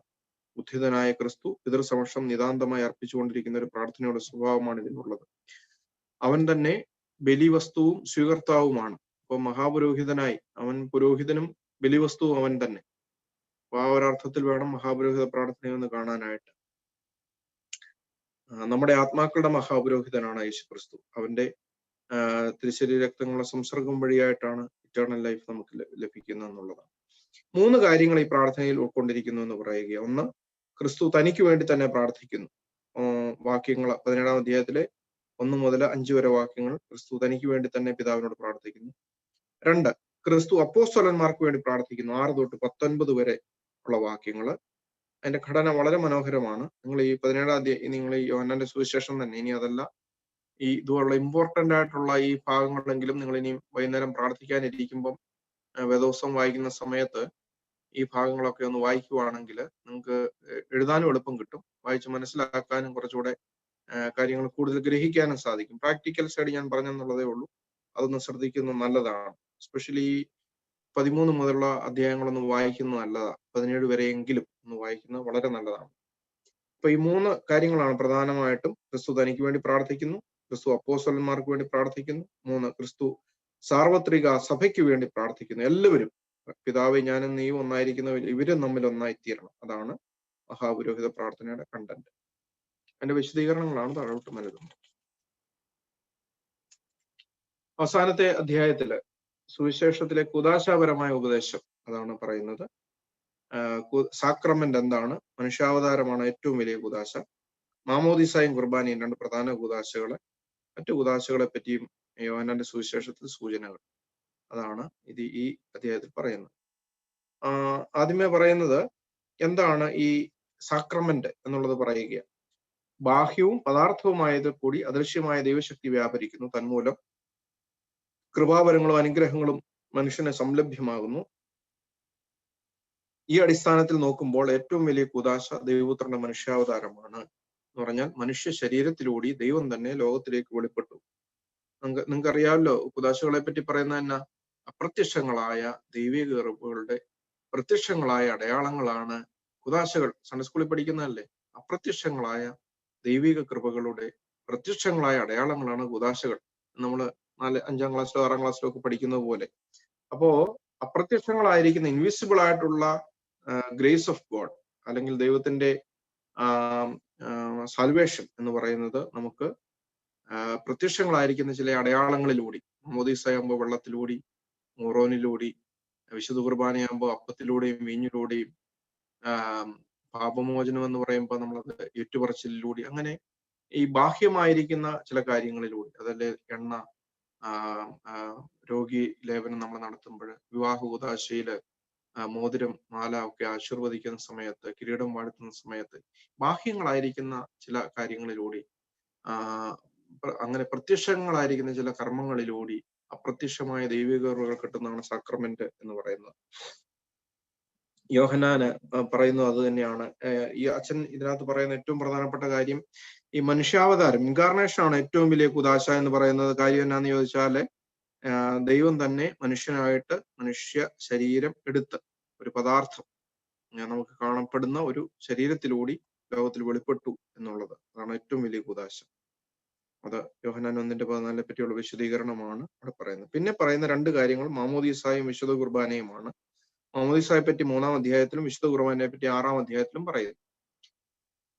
മാമോദീസായെ പറ്റി യോഹന്നാൻ 3:3-5 വാക്യങ്ങൾ. വീണ്ടും ജനനത്തെ പറ്റി അത് പറയുമ്പോൾ നിക്കോദിമോസിനോട് പറയുന്ന കാര്യം, നീ വെള്ളത്താലും ആത്മാവാലും വീണ്ടും ജനിക്കണം എന്ന് പറയുന്ന സംഭാഷണത്തിൽ വ്യക്തമാക്കുന്നു. സ്വർഗരാജ്യത്തിൽ പ്രവേശിക്കുന്നതിന് ഉയരത്തിൽ നിന്നുള്ള, അതിന് അനോത്തൻ എന്നുള്ള വാക്കാണ് ഉയരത്തിൽ നിന്നുള്ള. അതിന് വീണ്ടും എന്ന് പറയുന്ന ആ വാക്കിന് ഉയരത്തിൽ നിന്നും കൂടി അർത്ഥമുണ്ട്. എഗെയിൻ ആൻഡ് ഫ്രം എബോവ്, ഈ 2 അർത്ഥങ്ങളും അനോത്തൻ എന്ന വാക്കിന് ഉപയോഗിച്ചിട്ടുണ്ട്. അതാണ് നിക്കോദിമോസിനോട് കർത്താവ് പറയുന്ന വാക്ക്. അതിന് ഉയരത്തിൽ നിന്ന് എന്നൊരർത്ഥത്തിൽ പറയുമ്പോൾ പരിശുദ്ധാത്മാവിലൂടെ വീണ്ടും ജനിക്കും. കാരണം പറയുന്നുണ്ട്, ജഡത്തിൽ നിന്ന് ജനിക്കുന്ന ജഡമാണ്, ആത്മാവിന് മാത്രമേ ആത്മാവിനെ ജനിപ്പിക്കാൻ കഴിയൂ. അതുകൊണ്ട് ജഡത്തിൽ നിന്ന് ജനിക്കുന്ന ജഡവും ആത്മാവിൽ നിന്ന് ജനിക്കുന്ന ആത്മാവുമാകുന്നു. അതിന്റെ വിശദീകരണം യേശുക്രിസ്തു തന്നെ പറയുന്നുണ്ട്. അതുകൊണ്ട് നീ ജഡത്തിൽ ജനിച്ചു, പക്ഷേ റീബർത്ത് എന്ന് പറയുന്നത് പരിശുദ്ധാത്മാവിനാൽ നീ വീണ്ടും, വെള്ളത്താലും ആത്മാവാലും നീ വീണ്ടും ജനിക്കണം എന്ന് പറയുകയാണ്. അതാണ് മാമോദീസായെ പറ്റിയുള്ള വിശദീകരണം പറയുന്നത്. 5-ാം വാക്യത്തില് വെള്ളത്തെ പറ്റി പറയുമ്പോൾ മാമോദീസായെ പറ്റിയാണെന്ന് നിസ്സംശയം പറയാം. തീത്തോസ് 3:5, 1 പത്രോസ് 1:3. പരിശുദ്ധാത്മാവും ജലവും തമ്മിലുള്ള ബന്ധം യോഹന്നാനിൽ പല ഭാഗത്തുണ്ട്. 7-ാം അധ്യായത്തിന്റെ 38-39 വാക്യങ്ങൾ. അത് തന്നിൽ വിശ്വസിക്കാനിരിക്കുന്നവർക്ക് ലഭിക്കുന്ന പരിശുദ്ധാത്മാവിനെ പറ്റിയാണ് അവൻ പറഞ്ഞത്. ജലത്തെ പറ്റി പറയുമ്പോൾ പരിശുദ്ധാത്മാവിനെ പറ്റി തന്നെയാണെന്നുള്ളത് ഇവിടെ നമ്മൾ ജീവജലം എന്നൊക്കെയുള്ള ശമരിയാക്കാരി സ്ത്രീയോട് 4-ാം അധ്യായത്തിൽ പറയുന്ന കാര്യം തുടങ്ങി യോഹന്നാന്റെ സുവിശേഷത്തിൽ വളരെ ഇമ്പോർട്ടന്റ് ആയിട്ട് വെള്ളത്തെ പറ്റി പരിശുദ്ധാത്മാവിന്റെ ആവാസം ആയിട്ട് അതിനെ സൂചിപ്പിക്കുകയും ചെയ്യുന്നുണ്ട്. അതുകൊണ്ട് നമ്മൾ പെന്തിക്കോസ്തി പെരുന്നാളിലും ഒക്കെ ജലമാണ് പരിശുദ്ധാത്മാവിന്റെ അടയാളമായിട്ട് നമ്മൾ മാമോദീസായിലും മൂറാൻ കൊടുക്കുന്നു. പക്ഷെ അതോടൊപ്പം തന്നെ ജലസ്നാനം നമ്മൾ നടത്തുന്നു. പെന്തിക്കോസ്തി പെരുന്നാളിൽ വെള്ളം തളിക്കുക എന്ന് പറഞ്ഞാൽ അതും പരിശുദ്ധാത്മാവിന്റെ ആവാസത്തിന്റെ അടയാളമായിട്ടാണ്. അതിന്റെ അടിസ്ഥാനമാണ് അത് തന്നെ ദാഹിക്കുന്നവൻ എന്റെ അടുക്കൽ വന്ന് കുടിക്കട്ടെ, എന്നിൽ വിശ്വസിക്കുന്നതിന്റെ ഉള്ളിൽ നിന്ന് ജീവജലത്തിന്റെ നദികൾ ഒഴുകും. അത് തന്നിൽ വിശ്വസിക്കാനിരിക്കുന്നവർക്ക് ലഭിക്കാനുള്ള പരിശുദ്ധാത്മാവിനെ പറ്റി അവൻ പറഞ്ഞത് അന്ന് വരെ ആരുടെ മേലും പരിശുദ്ധാത്മാവ് വന്നിട്ടില്ലായിരുന്നു എന്ന് കൃത്യമായി യോഹന്നാന്റെ സുവിശേഷം 7-ാം അധ്യായത്തിന്റെ 36 മുതൽ 39 വരെയുള്ള വാക്യങ്ങളിൽ എഴുതി വെച്ചിട്ടുണ്ട്. അതുകൊണ്ട് മാമോദീസയെ പറ്റിയാണ് വെള്ളം, പരിശുദ്ധാത്മാവ് എന്നീ സൂചനകളെന്ന് പറയും. പിന്നീട് യോഹന്നാൻ 9 പിറവിക്കുരുടനെ സൗഖ്യമാക്കുന്ന സംഭവം പരീശന്മാരുടെ ആത്മീയ അന്ധതയെ താരതമ്യപ്പെടുത്താനായിട്ട് സഹായിക്കുന്നു. യേശു അവരോട്, നിങ്ങൾ കുരുടരായിരുന്നുവെങ്കിൽ നിങ്ങൾക്ക് പാവമില്ലായിരുന്നു, എന്നാൽ ഞങ്ങൾ കാണുന്നു എന്ന് നിങ്ങൾ പറയുന്നതുകൊണ്ട് നിങ്ങളുടെ പാപം നിലനിൽക്കുന്നു എന്ന് പറഞ്ഞാൽ അർത്ഥം ഒരു ഫോർട്ടിസ്മോസ് എന്ന് പറയുന്ന ഒരു പേര് പിതാക്കന്മാര് മാമോദീസായ്ക്ക് നൽകിയിട്ടുണ്ട്. അതായത് പ്രകാശിതമാവുക എന്നാണ് അതിന്റെ അർത്ഥം. യോഹന്നാൻ 9 പിറവിക്കുരുടന് അവൻ പിറവിയിലെ കുരുടനായിരുന്നു, അവന് കാഴ്ച കിട്ടി എന്ന് പറഞ്ഞാൽ അത് മാമോദീസായുമായിട്ട് പ്രകാശിതമാകുന്ന, പ്രകാശനം ലഭിക്കുന്ന അനുഭവത്തെ പറ്റി പിതാക്കന്മാര് യോഹന്നാൻ 9 മാമോദീസായുടെ സൂചനയായിട്ട് പറയുന്നുണ്ട്. അതാണ് അച്ഛൻ ഇവിടെ സൂചിപ്പിക്കുന്നത്. നിങ്ങൾ പ്രകാശനം ലഭിച്ച ശേഷം, ഒരിക്കൽ പ്രകാശനം ലഭിച്ചിട്ട് നിങ്ങൾ വീണ്ടും തെറ്റിപ്പോകരുത് എന്ന് പറയും. എബ്രായർ 6:4, 10:32 ഒക്കെ ഈ പ്രകാശനം ഫോർട്ടിസ്മോസ് എന്ന് പറയുന്ന വാക്ക് സൂചിപ്പിച്ചിട്ടുണ്ട്. അപ്പൊ അതും ഈ പിറവിക്കുരുടനെ അവന് കാഴ്ച കൊടുക്കുന്നതും തമ്മിൽ ചേർത്ത് മാമോദീസായെ പറ്റി പറയുന്നു എന്ന് സൂചിപ്പിക്കുന്നു. പിന്നീട് 13-ാം അധ്യായത്തില് മറ്റൊരു സൂചന മാമോദീസായെ പറ്റി കാണുന്നത്, കുളിച്ചിരിക്കുന്നവന് കാലല്ലാതെ കഴുകുവാൻ ആവശ്യമില്ല. 13-ാം അധ്യായം 10-ാം വാക്യം. പത്രോസിന് പറയുന്നുണ്ട്, നീ എന്നെ മൊത്തം അങ്ങ് കുളിപ്പിച്ചേക്കാൻ പറയുന്നുണ്ട്, എന്റെ കാല് മാത്രമല്ല എന്റെ തലയും കൂടി കഴുകണമേ എന്ന് പറഞ്ഞാൽ കുളിച്ചിരിക്കുന്നവന് കാലല്ലാതെ തല കഴുകേണ്ട കാര്യമില്ല എന്ന് പറഞ്ഞാൽ, തല കഴുകിയ എന്ന് പറഞ്ഞാൽ മാമോദീസ നീ സ്വീകരിച്ചു കഴിഞ്ഞു. ആ കുളി മാമോദീസായെ കുറിക്കുന്നതാണ്. ഒരിക്കൽ മാമോദീസ ഏറ്റിട്ടുള്ളവന് അവൻ പിന്നെയും പാപം ചെയ്താൽ പാപമോചനത്തിന് രണ്ടാമത് മാമോദീസ ഏൽക്കേണ്ട ആവശ്യമില്ല എന്ന് സ്പഷ്ടമാക്കിയിരിക്കുന്നു. അത് വളരെ ഇമ്പോർട്ടന്റ് ആയിട്ടുള്ള ഒരു പോയിന്റ് കേട്ടോ. നിങ്ങളൊന്ന് ചിന്തിക്കേണ്ടിയ കാര്യം. അച്ഛൻ അത് വളരെ ഭംഗിയായിട്ട് ഇതിനകത്ത് എഴുതി വെച്ചിട്ടുണ്ട്, പറഞ്ഞിട്ടുണ്ട്, വിശദീകരിച്ചിട്ടുണ്ട്. അതായത് ആദ്യം നമ്മൾ സ്നാനമേറ്റു. പത്രോസിനോട് പറയുന്ന ഈ കാര്യം വിശുദ്ധ കുമ്പസാരത്തെ പറ്റി അച്ഛൻ സൂചിപ്പിക്കുന്നുണ്ട്. 13-ാം അധ്യായം 10-ാം വാക്യം. കുളി കഴിഞ്ഞു, സ്നാനം കഴിഞ്ഞു, നീ കാല് കഴുകുക എന്ന് പറഞ്ഞാല് ഈ കുദാശ, പാപമോചനം എന്ന കുദാശ, വിശുദ്ധ കുമ്പസാരം എന്ന കുദാശ സ്വീകരിക്കുകയാണെന്നുള്ള വിശദീകരണം ഇവിടെ നൽകുന്നുണ്ട്. പിന്നെ അത് കൂടാതെ ഒരു സൂചന മാമോദീസായെ പറ്റി പറയുന്നത്, കർത്താവിന്റെ വിലാപ്പുറത്ത് കുത്തിയപ്പോൾ രക്തവും ജലവും പ്രവഹിച്ചു. 19-ാം അധ്യായം 34-ാം വാക്യം. അവിടെ രേഖപ്പെടുത്തിയിരിക്കുന്നത് ഡൊസറ്റിക് സിദ്ധാന്തത്തിനെതിരായി യേശുവിന്റെ മനുഷ്യത്വം യാഥാർത്ഥ്യമായിരുന്നു എന്ന് തെളിയിക്കാനാണ്. ഇത് നേരത്തെ ഡൊസറ്റിസം നമ്മൾ പഠിച്ച സമയത്ത് സൂചിപ്പിച്ച വാക്യമാണിത്. രക്തവും വെള്ളം പുറപ്പെട്ടു, അവൻ ഒരു തോന്നലായിരുന്നില്ല, അവൻ യഥാർത്ഥ മനുഷ്യനായിരുന്നു എന്നുള്ളത് എന്ന് നിസ്സംശയം പറയാം. അതേസമയം ജലവും രക്തവും മാമോദീസ, കുർബാന എന്നീ കുദാശകളെ പറ്റി പരോക്ഷമായി സൂചിപ്പിക്കുന്നതായും മാർ ഇവാനിയോസ് എന്ന് പറഞ്ഞാൽ സ്വർണ്ണനാവുകാരനായ മാർ ഇവാനിയോസ് തുടങ്ങിയ സഭാപിതാക്കന്മാർ പഠിപ്പിക്കുന്നു. മാർ എഫ്രൈമും ഇതേ സൂചന തന്നെ പറയുന്നുണ്ട്. അദ്ദേഹം പറയുന്നത്, ക്രൂപകൾ കുന്തം താനേറ്റ കുന്തത്താൽ നീക്കി എന്ന് പറഞ്ഞാൽ ഏതന്റെ പറുദീസയിലെ ക്രൂപകൾ കുന്തം പിടിച്ചുകൊണ്ട് നിൽക്കുമായിരുന്നു. യേശുക്രിസ്തു ശരീരത്തിൽ വിലാപ്പുറത്ത് കുന്തമേറ്റപ്പോൾ ഏതന്റെ പറുദീസയിൽ ഇത്രയും നാളും കാവലുണ്ടായിരുന്നു, നിത്യജീവനിലേക്ക് നമുക്ക് ഓടിക്കയറാൻ പറ്റത്തില്ലായിരുന്നു. പക്ഷേ യേശുക്രിസ്തു വിലാപ്പുറത്ത് കുത്തമേറ്റു കഴിഞ്ഞപ്പോൾ നമുക്ക് ആ നിത്യജീവന്റെ അനുഭവത്തിലേക്ക് ഓടിച്ചെന്ന് കയറാനുള്ള അവസരം കിട്ടി എന്നുള്ളതാണ്. അതാണ് ദുഃഖവെള്ളിയാഴ്ച കള്ളൻ തീത്തോസുമായിട്ടുള്ള ആ സംഭാഷണത്തിൽ ക്രൂബേ മാലാഖയും കള്ളൻ തീത്തോസും തമ്മിലുള്ള സംഭാഷണം കാണുന്നുണ്ട്. ഏകദേശം 22 കാര്യങ്ങൾ കൃപമാലാഹ് പറയുന്നതായിട്ട് അവിടെ കാണുന്നത്. അവസാനത്തെ ഒരു 4 ലൈൻ മാത്രം, ഒരു ഖണ്ഡിക മാത്രമേ, ഒരു കാര്യം മാത്രമേ കള്ളൻ തീത്തോസ് പറയുന്നുള്ളൂ. ഞാൻ യേശുക്രിസ്തുവിൻ എനിക്ക് പ്രതീക്ഷ നൽകിയിരിക്കുന്നതാ, ഞാൻ ഇവിടെ കയറാനായിട്ട് വന്നിരിക്കുകയാണെന്ന് പറയുമ്പോൾ വന്നു കയറിയാലും എന്ന് പറയുന്ന ആ ഒരു സംഭാഷണം നിങ്ങളൊന്ന് വായിച്ചു നോക്കുന്നത് നല്ലതാ. ഈ 19:34 യോഹന്നാൻ 19:34 പോകുമ്പോൾ ഇതൊക്കെ ഒന്ന് കണക്ട് ചെയ്ത് പഠിക്കുന്നത് നല്ലതാണെന്ന് മാത്രം സൂചിപ്പിക്കുന്നു. അപ്പോ ആ കാര്യങ്ങളാണ് മാമോദീസായെ പറ്റി സൂചിപ്പിക്കുന്ന ഭാഗങ്ങൾ. ഇനി വിശുദ്ധ കുർബാനയെ പറ്റി പറയുന്നത് 6-ാം അധ്യായമാണ്. വിശുദ്ധ കുർബാന സ്ഥാപനം. ഇവിടെ ഇൻസ്റ്റിറ്റ്യൂഷൻ ഓഫ് ഈ ഹോളി കുർബാന നമ്മൾ വായിക്കുന്നില്ല, യോഹന്നാന്റെ സുവിശേഷത്തിലില്ല. സമയവിഷ്ണ സുവിശേഷങ്ങളിൽ മാത്രമേ ഉള്ളൂ സഹായിക്ക് അവിടെ ഇരുന്ന് കുർബാന സ്ഥാപിച്ചതായിട്ട് പറയുന്നു. യോഹന്നാന്റെ സുവിശേഷത്തിൽ അങ്ങനെ ഒരു വിശദീകരണം ഇല്ല. യോഹന്നാൻ ആകപ്പാടെ പാദക്ഷാളനം, അതായത് കാലുകഴുകൽ മാത്രമേ, വാഷിംഗ് ഓഫ് ദ ഫീറ്റ്സ് മാത്രമേ യോഹന്നാൻ സൂചിപ്പിക്കുന്നുള്ളൂ. യേശുക്രിസ്തു കുർബാന സ്ഥാപിച്ചതും വിശുദ്ധ സഭ അത് തുടർന്ന് അനുഷ്ഠിതമായ പശ്ചാത്തലത്തിലാണ് 6-ാം അധ്യായം നമ്മൾ പഠിക്കേണ്ടത് എന്ന് പറയുക. എന്താണ് അതിന്റെ പ്രാധാന്യങ്ങൾ ഒന്ന് സൂചിപ്പിച്ചു പോവുകയാണ്. സംഭവത്തിന്റെയും സംഭാഷണത്തിന്റെയും പശ്ചാത്തലം യഹൂദന്മാരുടെ പെസഹ ആസന്നമായ ഒരു ബാക്ക്ഗ്രൗണ്ട് ആണുള്ളത്. അത്ഭുതം നടക്കുന്നതെന്ന് യോഹന്നാൻ എടുത്തു പറയുന്നു. 6-ാം അധ്യായം 3 എഴുതിയേക്കുന്നത്, പക്ഷെ 4-ാം വാക്യമാണ് എന്ന് പറയുന്നതേ ഉള്ളൂ. 4-ാം വാക്യത്തിലാണ് പെസഹ ആസന്നമായ സമയത്തെന്ന് പറയുന്നത്. തുടർന്നുള്ള സംഭാഷണം നടക്കുന്നത് കബർന്നഹൂമിലെ സുനഗോഗിൽ വെച്ചാണ്. അതിന്റെ വാക്യം 6-ാം അധ്യായം 24-ാം വാക്യമാണ്. ആ സന്ദർഭത്തിൽ സുനഗോഗിലെ വായനയ്ക്കുള്ള വേദഭാഗം മന്നായെ കുറിക്കുന്ന വേദഭാഗമായിരുന്നു എന്ന് മനസ്സിലാക്കാം. പുറപ്പാട് 16, സംഖ്യ 11. അങ്ങനെയെങ്കിൽ സ്വർഗീയ മന്നായെ പറ്റി, ജീവനുള്ള അപ്പത്തെ പറ്റി ഉപദേശിക്കുവാനും ഏറ്റവും അനുയോജ്യമായ സന്ദർഭമായിരുന്നു. അപ്പൊ അങ്ങനെ ഒരു പശ്ചാത്തലം യേശുക്രിസ്തു ഇത് പറയുമ്പോൾ ഉണ്ട്. ഓൾറെഡി 5 അപ്പം കൊണ്ട് 5000 പേരെ പോഷിപ്പിച്ചു, അതിനുശേഷം കടലിന്മേൽ നടന്നു. അതിനുശേഷമാണ് ഈ വിശദീകരണങ്ങൾ യേശുക്രിസ്തു കബർന്നഹൂമിൽ വെച്ച് നൽകുന്ന ആണ്. ഇതെല്ലാം 6-ാം അധ്യായത്തിലാണ് നമ്മൾ വായിക്കുന്നത്. ബി, അത്ഭുത പ്രവൃത്തിയുടെ വിവരണം. പുരുഷാരത്തെ അത്ഭുതകരമായി പോഷിപ്പിച്ച സംഭവ വിവരണം കുർബാന സ്ഥാപനത്തെ പറ്റിയുള്ള വിവരണവുമായി താരതമ്യപ്പെടുത്തുമ്പോൾ അടുത്ത സാധർമ്യം കാണും. പിന്നെ യേശു അപ്പം എടുത്ത് വാഴ്ത്തി ഇരുന്നവർക്ക് പങ്കിട്ട് കൊടുത്തു എന്ന് യോഹന്നാൻ 6:11 വായിക്കുന്നു. എന്നാൽ സമവിഷമ സുവിശേഷത്തിൽ കുർബാന സ്ഥാപനത്തെ പറ്റി പറയുന്ന സമയത്ത് പിന്നെ അവൻ എപ്പം എടുത്തു സ്തോത്രം ചെയ്ത് മുറിച്ച് അവർക്ക് കൊടുത്തുകൊണ്ട് അരുളി ചെയ്തു. ലൂക്കോസ് 22:19. ഇത് തമ്മിൽ കണക്ട് ചെയ്തിട്ട് എന്തുകൊണ്ട് ഇത് കുർബാന സ്ഥാപനമായിട്ട് അതിന് സാധൂകരണമുണ്ട് എന്നുള്ളതാണ് നമ്മൾ ചിന്തിക്കുന്നത്. അത്ഭുത വിവരണത്തിൽ യോഹന്നാൻ കാണിച്ചിട്ടുള്ള ഒരു സവിശേഷത ശ്രദ്ധേയമാണ്. അന്ത്യ അത്താഴത്തിലെ പോലെ സ്തോത്രം ചെയ്ത ശേഷം അപ്പക്കഷ്ണം യേശു തന്നെ വിതരണം ചെയ്യുന്നതായിട്ടാണ്.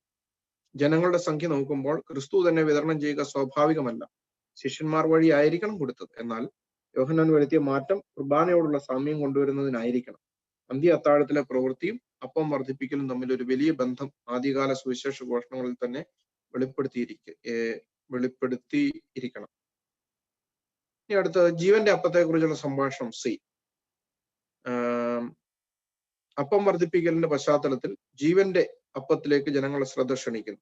I am the bread of life. അതാണ് അതിന്റെ ചുരുക്കം. അതില് 2 ഭാഗങ്ങളായിട്ടാണ് ഈ പ്രഭാഷണത്തിൽ കാണുന്നത്. 6-ാം അധ്യായത്തിന് 35 മുതൽ 50 വരെ, 6-ാം അധ്യായത്തിന് 51 തൊട്ട് 58 വരെ. ഇവ രണ്ടും തമ്മിലുള്ള വ്യത്യാസം കണ്ടുപിടിക്കാൻ പണ്ഡിതർ ശ്രമിച്ചിട്ടുണ്ട്. 2 ഭാഗത്തും വിശുദ്ധ കുർബാനയെ പറ്റി പ്രതിപാദിക്കുന്നതായി വേണം മനസ്സിലാക്കുവാൻ. ആദ്യ ഭാഗത്ത് യേശുവിന്റെ അടുക്കൽ വരികയെന്നോ യേശുവിൽ വിശ്വസിക്കുകയെന്നോ ആണെങ്കിൽ, 2-ാമത്തെ ഭാഗത്ത് എന്നെ ഭക്ഷിക്കുന്നവനെന്നോ ഭക്ഷിക്കുകയും പാനം ചെയ്യുകയും ചെയ്യുന്നവനെന്നോ ആണ്. രണ്ടിലും സൂചന വിശുദ്ധ കുർബാനയിൽ കൂടിയുള്ള അനുഭവം തന്നെ. കുർബാന വിശ്വാസത്തോടെ ഭക്ഷിക്കണം, പിന്നെ മാംസം ഭക്ഷിക്കുക, രക്തം പാനം ചെയ്യുക, ഈ കാര്യങ്ങൾ അവനെ തന്നെ സ്വീകരിക്കുകയാണ് എന്നീ പ്രയോഗങ്ങൾ യഹൂദ പാരമ്പര്യത്തിൽ ഇത് ഇച്ചിരി പ്രതിഷേധാർഹമായ കാര്യമാണ്. രക്തം കുടിക്കാൻ അവർക്ക് അല്ലെങ്കിൽ രക്തം ഉപയോഗിക്കാനായിട്ട് അധികാരമില്ല. ഞാൻ നേരത്തെ പറഞ്ഞിട്ടുള്ളതാണല്ലോ, എങ്കിലും 1-2 വാക്യങ്ങൾ പെട്ടെന്നൊന്ന് പറഞ്ഞു പോകാം. ഉൽപ്പത്തി പുസ്തകം 9-ാം അധ്യായത്തിലാണ് ആദ്യമായിട്ട് നോൺ വെജ് കഴിക്കാൻ പറയുന്നത്. ദൈവം നോഹയോട് അരുളി ചെയ്യുന്നതായ കാര്യം 3-ാം വാക്യത്തിൽ ഭൂചര ജന്തുക്കൾ, 9-ാം അധ്യായത്തിന് ജനസിസ് ചാപ്റ്റർ 9 വേഴ്സ് നമ്പർ 3. ഭൂചര ജന്തുക്കളൊക്കെയും നിങ്ങൾക്ക് ആഹാരമായിരിക്കട്ടെ, പച്ചസസ്യം പോലെ ഞാൻ സകലവും നിങ്ങൾക്ക് തന്നിരിക്കുന്നു. പ്രാണനായിരിക്കുന്ന രക്തത്തോടു കൂടി മാത്രം നിങ്ങൾ മാംസം ഭക്ഷിക്കരുത് എന്ന് പറഞ്ഞാൽ the life of that body is inside that flesh, inside the blood എന്നുള്ളത് സൂചിപ്പിക്കുക. അതാണ് ഉൽപ്പത്തി 9 3-ാം വാക്യത്തിൽ. ഇവിടെ നിങ്ങൾ യഹൂദ പാരമ്പര്യത്തിൽ മാംസം ഭക്ഷിക്കുക, രക്തം പാനം ചെയ്യുക എന്നീ പ്രയോഗങ്ങൾ യഹൂദ പാരമ്പര്യത്തിൽ പ്രതിഷേധാർഹമാണ് എന്ന് പറയുന്നതിന്റെ വിശദീകരണം ഞാനൊന്ന് പറയുന്നെന്നുള്ളതേ ഉള്ളൂ. ആവർത്തനം 12-ാം അധ്യായം 23-ാം വാക്യത്തിൽ, ആവർത്തന പുസ്തകം 12-ാം അധ്യായത്തിന്റെ 23-ാം വാക്യത്തിലും ഈ രക്തം വർജിച്ചിരിക്കണം എന്ന് സൂചിപ്പിക്കുന്നുണ്ട്. അപ്പൊ ചുരുക്കി പറഞ്ഞാല് രക്തത്തിൽ ജീവൻ ഇരിക്കുന്നു, അതുകൊണ്ട് ആ ജീവനായിരിക്കുന്ന രക്തത്തോടു കൂടി മാംസം ഭക്ഷിക്കരുത് എന്ന് പറയുമ്പോൾ, എന്നാൽ അതിന്റെ ഒരു ഈ പഴയ നിയമത്തെ മുഴുവൻ മാറ്റാനല്ല, ആ ന്യായപ്രമാണത്തെ നിവർത്തിപ്പാനാണല്ലോ യേശുക്രിസ്തു വന്നത്. അതിന്റെ പൂർത്തീകരണത്തിന് വേണ്ടിയാണ് വന്നത്. ഇവിടെ പറയുക എന്റെ മാംസം തിന്നെ എന്റെ രക്തം കുടിക്കുക എന്ന് പറയുക. What does it mean? എന്റെ രക്തം കുടിക്കാൻ പറഞ്ഞാൽ ദിസ് ഈസ് മൈ ലൈഫ് എന്നുള്ളത്.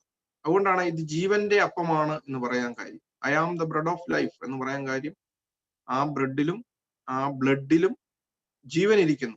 നിങ്ങൾ ആ ഇറ്റേണൽ ലൈഫിന് വേണ്ടി അത് സ്വീകരിക്കൂ എന്ന് പറയുക. അതിന്റെ ആഴം നിങ്ങൾക്ക് മനസ്സിലായി കാണുമെന്ന് ഞാൻ വിശ്വസിക്കുന്നു. അതുകൊണ്ട് അതുവരെയും യഹൂദന് നിഷിദ്ധമായിരുന്ന ഒരു കാര്യം ഇവിടെ രക്തം കുടിക്കാൻ പറയുക. ഈ ഇതിനകത്ത് എഴുതിയിട്ടില്ലെങ്കിലും നിങ്ങൾക്ക് മനസ്സിലാകാൻ വേണ്ടി നമ്മൾ പഠിച്ചു വന്നതുകൊണ്ട് 2-3 വാക്യങ്ങൾ പെട്ടെന്ന് വായിക്കുമ്പം ജനം എങ്ങനെയാണ് അതിനെ കണ്ടത് എന്നുള്ളത് നമുക്കറിയാം. 6-ാം അധ്യായത്തിന്റെ യോഹന്നാൻ 6-ാം അധ്യായത്തിന്റെ 53-54 വാക്യങ്ങൾ. യേശു അവരോട് പറഞ്ഞത്, ആമേൻ ആമേൻ ഞാൻ നിങ്ങളോട് പറയുന്നു, നിങ്ങൾ മനുഷ്യപുത്രന്റെ മാംസം തിന്നാതെയും അതിന്റെ രക്തം കുടിക്കാതെ ഇരുന്നാൽ നിങ്ങൾക്കുള്ളിൽ ജീവനില്ല. എന്റെ മാംസം തിന്നുകയും എന്റെ രക്തം കുടിക്കുകയും ചെയ്യുന്നവന് നിത്യജീവനുണ്ട്. ഞാൻ ഒടുക്കത്തെ നാളിൽ അവനെ ഉയർത്തെഴുന്നേൽപ്പിക്കും. ഇത് കേട്ട വാദി എന്നെ പറഞ്ഞു, 60-ാം വാക്യം, 6-ാം അധ്യായം യോഹന്നാൻ 6:60.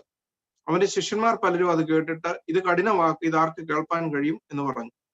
പിന്നെ അവരെന്നാ ചെയ്തു? 66-ാം വാക്യം. ഇതിനകത്ത് തപ്പണ്ട, ഞാൻ ഈ വേദപുസ്തകത്തിൽ നിന്ന് പറയുമായിരുന്നു, അത് സ്ക്രോൾ ചെയ്തിട്ട് കാര്യം. 66-ാം വാക്യത്തിൽ പറയുന്നു, യോഹന്നാൻ 6:66, അന്നു മുതൽ അവന്റെ ശിഷ്യന്മാരിൽ പലരും പിൻവാങ്ങിപ്പോയി, പിന്നെ അവനോടുകൂടി സഞ്ചരിച്ചില്ല.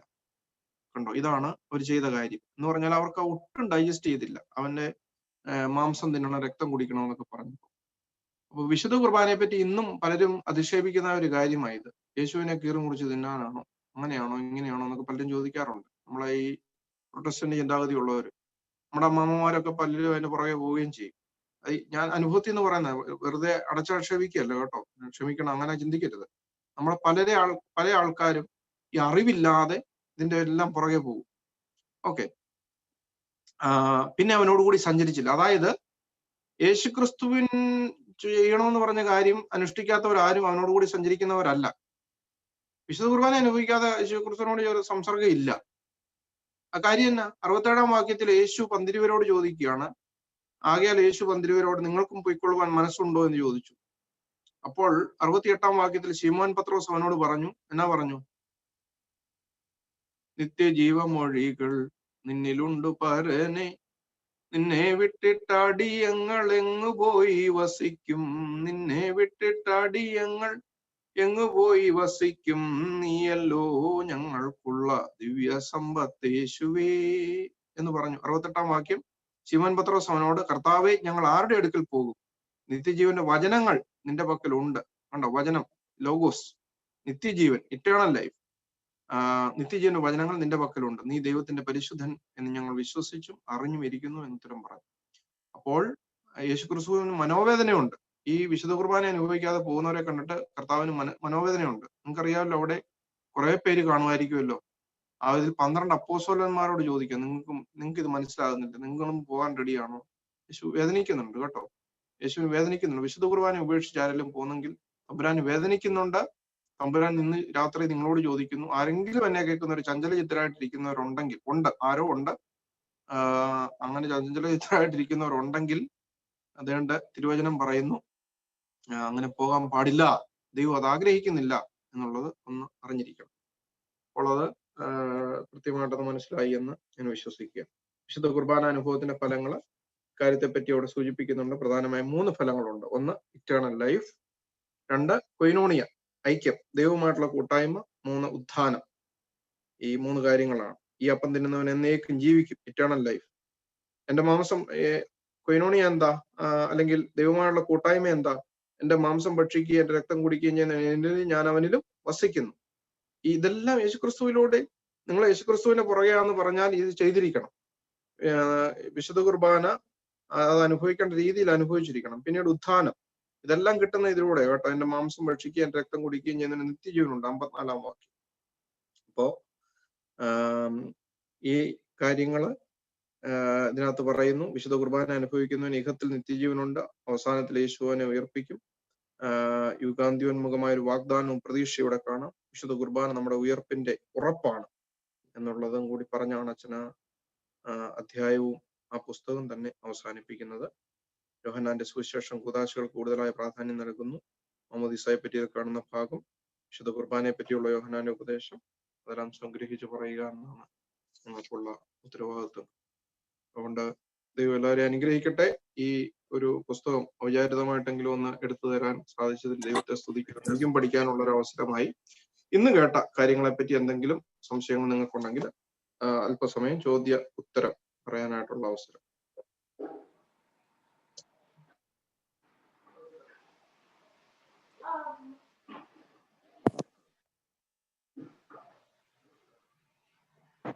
ചാറ്റില് സംശയമൊന്നും ഇല്ല അച്ചോ. അല്ലാതെ ആർക്കെങ്കിലും അല്ലാതെ അൺമ്യൂട്ട് ചെയ്യണ വേണേൽ ചോദിക്കാം, വല്ലതും ഡൗട്ട്സ് ഉണ്ടെങ്കിൽ. അച്ഛാ, എനിക്കൊരു ചോദ്യം ചോദിച്ചാൽ കൊള്ളാവുന്നുണ്ട്. പ്ലീസ്. എന്നെ കേൾക്കാമോ? കേൾക്കാം. അച്ഛാ, യോഹന്നാന്റെ സുവിശേഷം 1-ാം നൂറ്റാണ്ടിന്റെ അവസാന ഘട്ടത്തിൽ രചിക്കപ്പെട്ടു എന്ന് അച്ഛൻ പറഞ്ഞല്ലോ. അങ്ങനെയെങ്കിൽ യേശുക്രിസ്തുവിന്റെ സ്വർഗാരോഹണത്തിന് ശേഷം എത്ര വർഷങ്ങൾ കഴിഞ്ഞായിരിക്കാം ഉദ്ദേശം ഈ സുവിശേഷം രചിക്കപ്പെട്ടത്? യോഹന്നാൻ സ്നാപകന് വെളിപാട് ഉണ്ടായി അത് രേഖപ്പെടുത്തിയതിന് ശേഷമാണോ അതിനു മുമ്പാണോ ഈ സുവിശേഷം രചിക്കപ്പെട്ടത്? ഇങ്ങനെ ഒരു സംശയം തോന്നിയത് ചോദിക്കുകയാണ്. ഓക്കെ, അത് ഞാൻ അതൊന്നുകൂടെ ഒന്ന് നോക്കിയിട്ട് പറയാം. അത് കൃത്യമായ ഒരു ഉത്തരം എൻ്റെ ഇല്ല. അതില് യോഹന്നാന്റെ ലേഖനങ്ങളാണോ വെളിപാട് പുസ്തകം സത്യത്തില് യോഹന്നാന്റെ പേരിൽ ഓതർഷിപ്പ് അട്രിബ്യൂട്ട് ചെയ്തിരിക്കുന്ന ഒരു കാര്യം കൂടിയാണ്. പക്ഷെ യോഹന്നാൻ തന്നെ എഴുതപ്പെട്ടു എന്നുള്ളത് യോഹന്നാൻ തന്നെ, അത് വെളിപാട് പുസ്തകം ഒരു അല്പം കൂടി കഴിഞ്ഞിട്ടാണ് എഴുതുന്നത്. വെളിപാട് പുസ്തകത്തെ പറ്റി ചില ആദ്യകാലത്ത് അത് കാനനൈസ് ചെയ്യാനായിട്ടുള്ള ചില സംശയങ്ങളൊക്കെ ഉണ്ടായിരുന്നു. ഈ അടുത്ത കാലത്ത് ഇപ്പോഴും നമ്മൾ ഓർത്തഡോക്സ് പാരമ്പര്യത്തില് വെളിപാട് പുസ്തകം നമ്മൾ എടുത്ത് ഉപയോഗിക്കാറില്ല. അതിന്റെ ആധികാരികതയെ ചോദ്യം ചെയ്തുകൊണ്ടല്ല. എന്തുകൊണ്ടാണെന്ന് ചോദിച്ചാല് അതിന്റെ ഉള്ളടക്കത്തെ വിശദീകരിക്കാനുള്ള പ്രയാസം കൊണ്ടും, പിന്നെ അത് പിന്നെ മനുഷ്യന് പല രീതിയിൽ, അതാണല്ലോ ഇന്നിപ്പോ ഏറ്റവും കൂടുതൽ എടുത്ത് ഈ എസ്കറ്റോളജിക്കൽ ആൾക്കാരെല്ലാം പറയുന്നതായ കാര്യമാണ്. യോഹന്നാന്റെ വെളിപ്പാട് പുസ്തകം എടുത്തു പറയുന്നത്, ദാനിയേലിന്റെ പുസ്തകവും വെളിപ്പാട് പുസ്തകത്തിൽ നിന്നുമാണല്ലോ അവർക്ക് ഇഷ്ടമുള്ള പോലൊക്കെ വ്യാഖ്യാനിച്ചുകൊണ്ടിരിക്കുക.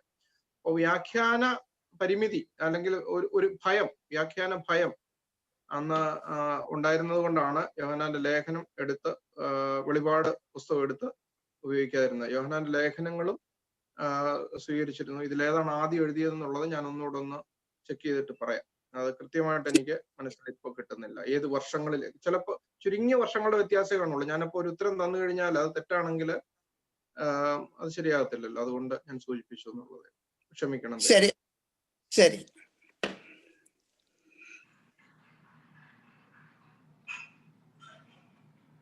ഇനിയും അധികം ക്വസ്റ്റ്യൻസ് ഇല്ല എന്ന് വിചാരിക്കുന്നു.